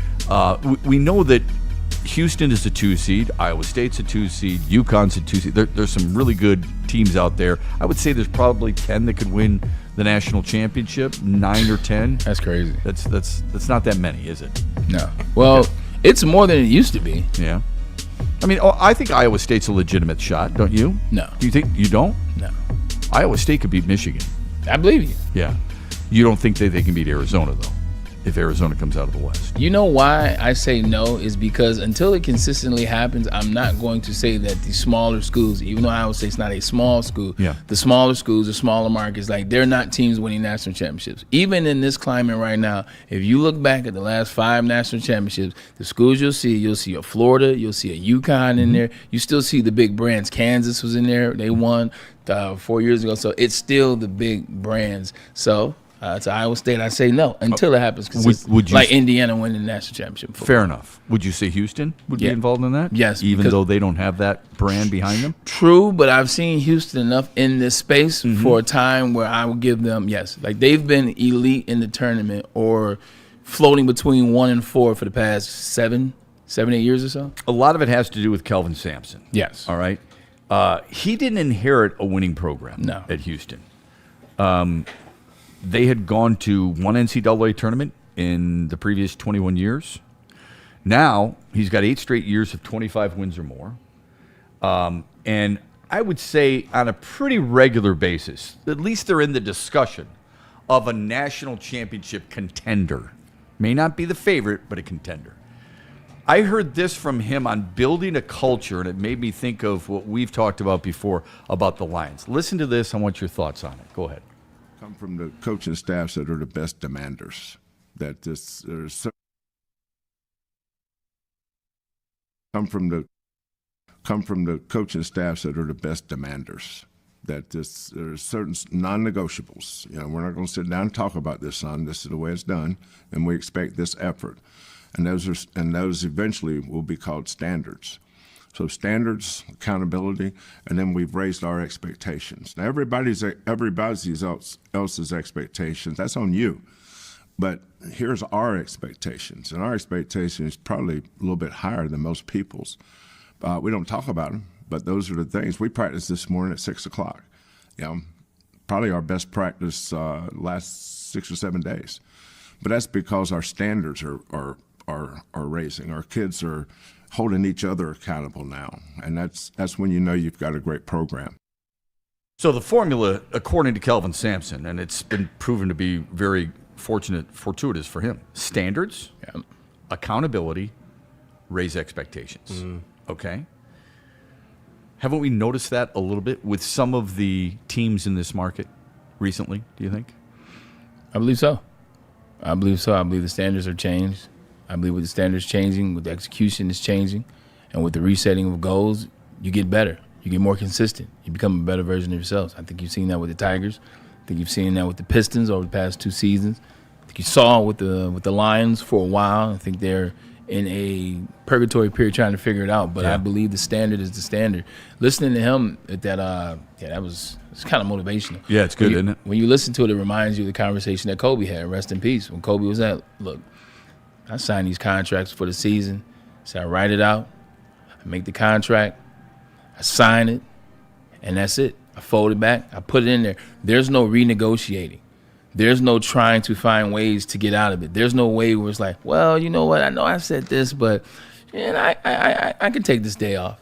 I can take that day off. I don't have to put this work in. You know, no. You know what? No, I'm gonna say something. I can say something because I'm not. When you make that contract, when you sign it out, you do all that work. You put it in paper and you put it in writing, and that's what it is. And that's what made Kobe so great. That's what this kind of reminds me of. Is it's a contract of sorts. This is what the contract is, and if you follow it, if you stay true to it, the more you the less you allow yourself to deviate, the less you allow yourself to try to make little omissions, the less that you say, well, you know what? This is when you get better and better and better until you win something. I love the accountability aspect of it. It's not about, great teams are not about individuals. It's about holding everybody accountable, players and coaches, I might add. What is the hard, if you believe in those three, standards, accountability, and raise expectations, which is the most difficult, do you think? Accountability. Accountability, because I think it gets to a point where you get to this space of not saying anything, or you get to the space of just expecting it to be that way. Like, I'm gonna hold you accountable. I'm gonna say some things, but as time goes by, guys make more money. As guys go by, there's less guys that were there. New guys come in, so now it gets a little tricky. I think for fans, it's raised expectations. Sometimes we have unrealistic expectations, but when we get a team that we really like and a team that we think is on the fringe or on the verge of winning something, we're almost afraid to raise the expectations. Maybe it's because we don't want to be let down. But I thought it was really interesting. I wanted your thoughts on that because I love what Kelvin Sampson had to say there. And when you hear somebody talk like that, it makes you go, I'd have my kid play for him. No problem. Expectations are a real thing, man. They come with the territory, Shep, and it happens fast. I got traded to the New York Jets. I haven't mentioned that in a very long time. I guess it's not football season. But when I got traded to the New York Jets, Jets hadn't been in the playoffs in 4 years. Or they had been to playoffs once in 4 years. Like, legitimately, they hadn't been to the playoffs. They're the Lions of the AFC, if you will. We went 9-7, go to the AFC Championship. Now coming into the offseason, what's everybody's expectation? They Shep the city of New York was like, you guys should go to the Super Bowl. You guys better go to the Super Bowl. We added some moves. I mean, we got back to the AFC Championship, but people raised those expectations quick. Good. Well, I've tried to say the same thing about the Tigers a year ago. It's like we have that debate with Anson. Well, they still had a winning record.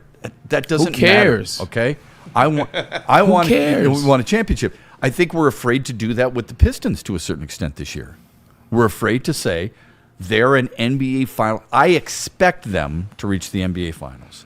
Why would that be a bad thing? I think it's a compliment to players. I think it's a compliment to an organization. When they're truly ready. When they're ready. And if you lead a conference in wins and you showcase one of the best players in the world, you gotta step up to the expectation. Expectations are okay. It's okay to raise them. Yeah, that's true, but I also still go back. They raised the expectations in New York because we went to the AFC Championship. True. And by right, they said we saw them go to, this is when they were San Diego. We saw them go to Cincinnati, get a W. We saw them go to San Diego, get a W. We saw them winning at halftime in Indianapolis in the AFC Championship. They saw you prove something. So when they come back and they say, you guys got a Super Bowl, oh, okay, you know what, kind of makes sense. The next step. I get it. Yeah. Let's have some fun here. I want everyone to pick the best group. This is not going to be easy. Of course, I thought it wasn't going to be easy the other day. Earth, Wind, and Fire is in the conversation. The other day, I asked Braylon, one of the hardest questions I've ever had to answer was the best defensive player of all time. And those defensive players were Lawrence Taylor. It was Dick Butkus. Mean Joe Green. Reggie White. Reggie White was on there. Bruce Smith was on there. Deion Sanders. Rod Woodson. Boy, you've got them all memorized. Mike Singletary, I think. I don't know if he was in there, but he might have been. Okay. I was expecting Aaron Donald to be in there because Aaron Donald won 3 Defensive Players of the Year. I think there's only 3 guys who've ever done that. 100%. Okay. J.J. Watt is another guy. But anyway, he's still working out looking crazy. I know. You see his stuff circulating. It's like, Jesus Christ. You guys some guys like to stay in shape. Other guys want to sit back and eat donuts. I give you guys a lot of credit. Anyway, so you look at that, and Braylon's like, oh, man, this isn't even hard, and he was done right away. So I had to come up with a different one. This is the next one, okay? I want you to choose the best offense. And I don't think this is easy at all. Now, maybe Braylon thinks it is easy. For those of you who can't see, A is Peyton Manning at quarterback, Derrick Henry at running back, Jerry Rice at wide receiver, and Antonio Gates, the great Detroiter, at tight end. Right. B is John Elway at quarterback, Barry Sanders, Randy Moss, Rob Gronkowski. C is Patrick Mahomes, LaDainian Tomlinson, former teammate of B's, Larry Fitzgerald, good friend of yours, and Jason Witten. And D is Tom Brady, Walter Payton, Calvin Johnson, and Travis Kelce, minus Taylor Swift, thank God. I'm going to give you guys each a crack at it, see what you think. This was not easy for me. I did come up ranking them 1 through 4. You don't have to do that if you don't want to. I would like to know what number 1 for you would be. First of all, you had me at Randy Moss and Barry Sanders on the same team. That's crazy. Care less about anything else. Because realistically, to your point, I'm looking at this. What offense do I think will win? I'm choosing B regardless. John Elway is more than good enough for me. I got Barry, I got Randy, I got Rob Gronkowski, who I don't think is the greatest tight end of all time, but I don't have him past 3. Okay. So I would take that team. But in terms of who would be the most efficient, man, that A and that D look tough. That's like Peyton Manning, Jerry Rice, Antonio Gates, and Derrick Henry. You got a bunch of guys that don't miss games and just put up numbers and are efficient as they come. I mean, you got Tom and Calvin, Walter Payton, and Travis Kelce. I think it's between B and D, but you know how I feel about Randy and Barry, so I'm going B. All right, that's B tough. For B. Yeah. Kool-Aid? Yes, sir. What would you take there? Man, that's tough. That's a tough one, man. But it's B for me. Growing up, Randy Moss was that guy. He was feared. Barry Sanders was, and probably still is, my favorite Detroit Lion of all time. And we already know what John Elway is and Rob Gronkowski. That's just a fearsome one. But I know the chat, they're split right now. Are they? Whether it's B or D. Tom Brady to Calvin Johnson connection, and you still got a great tight end in Travis Kelce and Walter Payton. We know exactly who he is as it relates to the Pantheon of running backs in NFL history. So that's tough, man. Right, this is a good list. It is a good list. So we got 2 Bs right now, okay? Yeah. Which I would have taken on my report card any day of the week. Sweet Potato Cam. What do you got there, buddy? There you go. Hook me up with D, por favor. I want the GOAT on my team. Sweetness all day. Megatron. And let me get Travis with T-Swift. Now, B, though, is a close second for me. All right. Yeah, I like it. Somebody, Kevin Bell, just put in it goes Barry Calvin Gibbs. Okay. We're talking. Oh, he's talking all-time Lions. Yeah, when I said Barry, it's probably my favorite. I just wish 2 things. I wish they could change the quarterbacks. Why? You're not a John Elway guy? I like John Elway gets the credit that he deserves for me, 100%. He's a winner. I like winners. He was a hell of a player. There's no Joe Montana. I was just gonna say, where's Joe? Joe Montana? Where's Steve? I mean, I guess John won too, so Steve. But I like Steve Young. Yeah, I went DBAC is what I went. DBAC. Fair. Yeah. Again, there's no wrong answer. I mean, how can you go wrong, right? I respect the hell out of Larry Fitzgerald. Patrick Mahomes is a top 5 quarterback all the time. I liked LaDainian Tomlinson until I heard a story or two. But DBAC is how I went because, and I love Barry Sanders. He's my favorite running back, arguably one of my favorite players of all time. But Walter Payton's in that same conversation with me, and Brady and maybe Kelce might push me over the top a little bit, even though I'm not a huge Travis Kelce fan. What are you looking at right there? You're looking at 11 rings.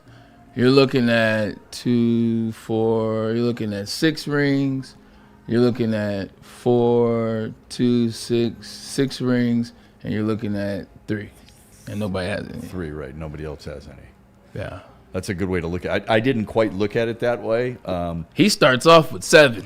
Yeah, I know. Brady starts off with 7. Exactly. I guess, and that makes 10. Yeah, 10. 11, yeah. So 11. the best quarterback of the group, I tried to be a little bit more linear with this, but it wasn't working for me. The best quarterback of the group is Brady. one would say. The best running back of the group is Barry. Yes. The best wide receiver of the group is Rice. Yes. And the best tight end of the group is very argumentative. And it's either Gates, Gronkowski, or Kelsey. I'm from Detroit, so you know who I'm picking. Yeah, I would probably side with Gronkowski there, but again, I don't think there's a Central High School's finest. Come on, talk about it. Kent State Golden Flash. I don't think there's a bad answer at all. No, there's not. I would say this. Watching Barry, there are certain videos that you may come across on social media that once you start watching, you cannot stop. And for me, it's Barry Sanders. Even though I covered his career, highlight reel. Even though I've seen it over and over again, if somebody puts that 3.5 to 4 minute rip of Barry Sanders running through and around John Lynch, turning Tony Casillas' head upside down almost, making Harlan Barnett twist himself inside out like a pretzel, running down the sidelines against Green Bay, tight-roping there, just making guys in Minnesota miss left and right. I can't stop watching it. I have to watch the entire whole thing. Even though I've seen it. When you talk about the highlights, like, everybody here has highlights. Some have more than others, but some have ridiculousness. I mean, I saw a stat about LaDainian Tomlinson. Like, in 3 seasons, I think he had something like 68 touchdowns.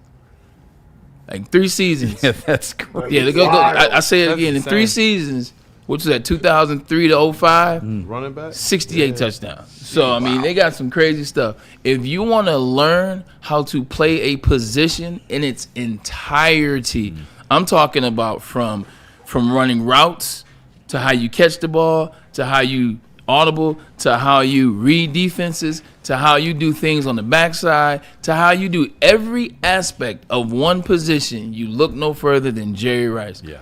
Jerry Rice could go high. He wasn't necessarily tall. He can go high point, jump over. Like, he can do whatever you want to. If you want to learn how to play a position and you look at this board, Jerry Rice is the only answer.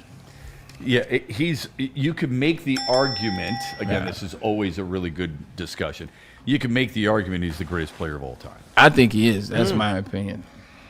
6 times led the league in receiving, 6 times led the league in touchdowns. No one's close to his records, a lot of his records. He had 185 yards, 3 touchdowns in the Super Bowl, and wasn't even Super Bowl MVP. Yeah, right. he was MVP in one of them, but yeah, 220 an hour. Joe Montana was the MVP in 3 of the 4. And for him to not be on there is absolutely insane. So I don't, that's neither here nor there. There's not a whole lot we can do. But speaking of records, let me just put this up real quick. Sweet Potato Cam's got this for you. Let me add, this is another challenging question for you, but we've got a few moments here.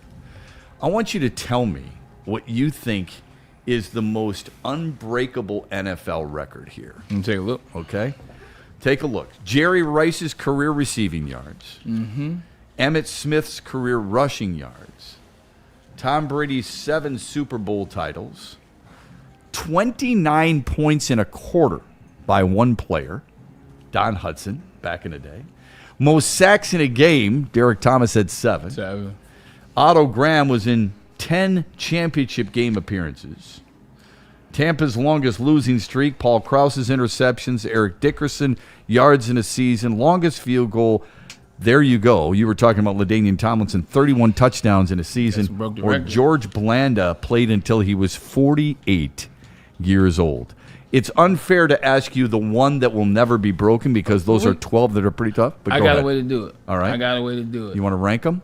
I'm going to just knock them off from what's attainable. Okay. All right. Tom Brady played at 44. I want to say when he won his last year, he was 44. With peptides and the secret sauce Doc always likes to talk about, you're going to get a quarterback or two that plays maybe into that. So I'm not going to say that's impossible. Unlikely. Okay. But that can happen. 48's a long time, but okay. It is, but I'm just, this is I got my you. thoughts. LaDainian Tomlinson, 31, amazing. I remember watching that. I was still in Michigan at the time. I think that's doable. There's 17 games now. All it takes is a new style of offense, like what Ben Johnson ushered here, and them not to have a David Montgomery. Think about if Jahmyr Gibbs comes in year 1, there's no David Montgomery, and he's ready to rock and roll. He comes in hot. 31 touchdowns could be attainable. 66. I mean, the kid in Dallas, Brandon Aubrey. Yeah. He's gonna do that this year. 26 games in a row, I think, is impossible now with the new NFL, how it's set up. We just talked about it. You won't lose 26 games. Not impossible, but hard to do. 81 interceptions. No, they pass a lot more. It's tough. It's damn tough, but potentially most yards, I think that'll happen in 17 games. Derek Thomas. I've been in a game where Elvis Dumervil had 6 sacks, so saw that live, close to 7. Jerry Rice, man, I'm 22,000. Like I knew he was going to go there. Because you legitimately, that's 22 years of 1,000, and actually it's more than that. It's 22 years of 1,000. Yeah. And if you have some good cracks at, all right, 1,500 here, 1,500 here, how long can you keep that up? Because you're going to need 15 of those, buddy. So I think that's crazy. And then Emmett's rushing. Derrick Henry's about to break that. He's going to hang on to break that. So it's some crazy stuff up there. 29 points in the quarter, 22,000 yards, 81 interceptions, 48. And, well, Tom has 10 appearances. Tom has 10 championship game appearances. Yeah, one was championship game appearances. You're thinking of Super Bowls? You're talking about Super Bowl? AFC or NFC championship games. Yeah. No, it says championship game appearances because Otto didn't play in the Super Bowl era. But what I'm saying is technically the Super Bowl is a championship. Yeah, so he should be in both. Yeah, that's true. He should be in both. Yeah. Right. The 81 interceptions, I don't even know. I can't think of somebody who's even going to come close to that, considering the next closest player is Emmian Tunal from the 1960s. He had 79. Rod Woodson with 71 was the closest. Yeah. You know, from our era anyway. I can't find anybody who's like, you know how much I love Ronnie Lott. He's got 63 in his career. 81 is absurd how many interceptions. It'll never happen again because they scheme nowadays. Like back in the day, they didn't scheme and they didn't care. Like realistically, they're going to keep throwing if he's intercepted. And I'm not disrespecting the era. I'm more so saying they're just going to throw it out. At the end of the day, we're going to trust our man to do it. Well, Paul Krause was better than their guy most of the time. So 81 was doable then. You can't do that now. Like Darrell Reeves, when I played and saying he was shutting guys down. You know what happens when you intercept and you shut guys down? They don't look at your side. They stop throwing. Deion, Charles Woodson. They don't look at Champ Bailey. So legitimately, that's why that won't happen. Yeah, Krause was a safety. Harrison Smith, who played safety for the same team, Heisman Trophy winner too. Right? 39. Oh, no, I'm tripping. That's Paul Hornick. Yeah, Paul Hornick. Yeah, 39 for Harrison Smith, just to give you an idea. Look, I think you're right. I think that Jerry Rice is out of touch. I think Super Bowls. I think the Super Bowls are out of touch, and I think most points in a quarter is probably out of touch. The way the way that some of these guys rush the quarterback, 7 sacks is incredible, and I love Derek Thomas. I liked him in college too. That's a pretty lofty one. I just don't think anyone has the desire to play as long as somebody until they're 48. I think the other ones are doable. You're right. The losing streak, I hear what you're saying regarding that. Myles Garrett had 4 sacks in 3 games last year. One of those games was 6, or was it 5? I don't recall. Yeah, it was 5. He had 3, 4 or more, and one of them was a 5. If somebody's going to do it, it's him. Would be my guess. TJ Watt had a 4 sack game. So it might be attainable. Maybe not surpassed, but might be attainable. The career receiving yards is simply amazing. It's another reason why Jerry Rice is. Well, that was fun. That was a really fun exercise. You like that? Cricket boy. Yeah, Cricket boy. Yeah, Cricket boy on social media. What's the record you look at and you just like you look at the guy that has it, you like, it's only one. You laugh and you already know what it is. Don Hudson, because we don't know him. No, I know who Don Hudson is. Don Hudson is one of the best receivers of all time. Right. Like you go through air to air. Who is it? It's number 2, 100%. Yeah, yep, right. I knew it. Yeah. Like, as soon as you laughed, I said he knows. 18,000. I wanted to ask you're only running behind. Yeah. Does Derrick Henry, if he does take that total, does that change when people say the debate of the best running backs? I can't wait. They usually say Emmett because of the total counting numbers, but Barry was, in my opinion, one of those unmatched ones as it relates to season by season. I can't wait for Derrick Henry to break the record from Emmett just so I can have that conversation because it's not going to be Derrick Henry to be the best. And I won't even argue with the younger cats that's their guy. You know what? You can have him. It is what it is. But the guys that are my age or a little bit older that like Emmett, What's your conversation now? He's no longer There number you go. one. Is he still the best of picked all up my time? drift. Well, if he's now still the best and somebody's better than him, then that means Barry, rightfully so, could be better. So you guys are convinced Derrick Henry's going to break it? I think he needs like 5,000 yards or close to it. Is that right? He needs 5? I think it's 5. I think he's got 13,018 yards right now. 13,018. So Emmitt Smith's got 18,355. Shoot, the last 2 seasons he's averaging to 1,800. Yeah. So I mean, he's gonna slow down. So can he do 3 years? He's gonna need at least 3 years, I would guess. Actually, he probably, because let's say he did 15, 15, 15. That's still not enough. Right. He's gonna need 4 years. He's gonna need 4 years. And you know it's slowing down. So do you want him to do it? No. Okay. So you don't mind having Emmitt at the top, No, even though there's a little bit of an asterisk next to him. Because it's not an asterisk. He deserves it. Like, I like to crack jokes. Like Emmitt was nice. Like Emmitt was like that. When you go back and look through the annals, he had the most yards rushing in high school when he was in Florida. He had the most yards rushing in college when he went to the Florida Gators, and then he had the most yards rushing in the NFL. So there's nothing that I take away from his game. I just know Barry was better, and I know that he had a better offensive line. So I think Walter Payton was better. Yeah, I think same. Barry Sanders was better. I think Jim Brown was better. We can go on and on about that. Eric Dickerson. It's always a good conversation. Eric Dickerson is, I think, underrated. He's God, the I love one him. Yeah. because he had no playoff success. If you look at those, and then he was an earlier career. And he's ninth all time. Here's the thing about Eric Dickerson, and this is why I give CJ2K. Eric Dickerson had 1,900 yards as a rookie, and then came back with 2,000 as year 2. He's a badass. 1,900 as a rookie in the NFL. Yeah, back in that day, as you've always said, numbers sometimes are a little misleading. Frank Gore's ahead of Barry Sanders. Yeah, there's no way I'm taking Frank Gore over Barry Sanders. We're at the top of the hour. Another teammate of mine. This good enough player for sure, but not Barry Sanders-esque. Great stuff, man. Really enjoyed it. Thank you for being involved in the chat. It's always appreciative. You guys mean the most to us, and you make the 2 hours fly by for us. So thanks very much. Cam, if you could just tell our good people about Supreme Lending before we go to. Sorry about that. Oh, for I sure. get yapped and that's what happens. I'll just buying a home or refinancing is a big decision, and just like in sports, you need the right team behind you. That's why we're proud to welcome Supreme Lending to the Woodward Sports fam. As a full-service lender, they boast a 99% close-on-time rate and a 97% customer satisfaction score. But here's the game changer. When you apply for an eligible loan, mention Woodward Sports and you will receive up to $500 off your appraisal. To score this deal, call the numbers on your screen and talk to Chad and Chris at Supreme Lending today. What's up on a massage? Cool. Hey, look, man, we appreciate you guys for tapping back in with the Braylon Network Show with Shep, man. We'll see you guys tomorrow, and then Thursday we'll see y'all at Art and Jake's. But tonight, if you could do yourself one favor, at 8 o'clock, why don't you go ahead and turn on that WBC and cheer for your squad, Team USA, as they take on Venezuela. Go USA. Hey, we got a live stream watch party here, actually. Oh, that's a beautiful thing. We doing it here? I saw a Justin put a thumbnail in, so I assume he's about to start it up. Love that. Enjoy it. Have fun. And tomorrow, Braylon Edwards Show, 2 to 4 here. Who's going to be MVP? Ooh. Right now, it'd be Paul Skeens. I was looking at the stats. He's got the best numbers. Mason Miller.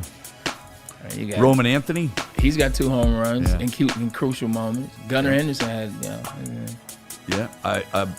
Aaron Judge is like Bobby Witt Jr. if he has a good game offensively tonight. Aaron Judge is like what Team USA's performance is so far to me. It's like it's not bad, it's not great, it's just good. So I agree. Yeah. So I'm saying I thought it would be more dominant. Hey, shout out to the chat too. We got up over that light goal again. That's like you guys are the best. 2.5, 3 weeks in a row now, man. Shout out. All right, man, go home. Get out of here. We'll see you tomorrow. Go home. Eagles go home. Looking for your daily sports fix? Look no further. Join Braylon Edwards, the University of Michigan legend. Lofting it right corner of the end zone for Braylon, up in the air. Touchdown, Michigan! And Shep. Do you believe this comeback? Your favorite sports commentator as they tackle the hottest topics in the world of sports. Catch the Braylon Edwards Show with Shep, Monday through Friday from 2 to 4 p.m. on the Woodward Sports Network. Get ready to laugh, learn, and love sports like never before.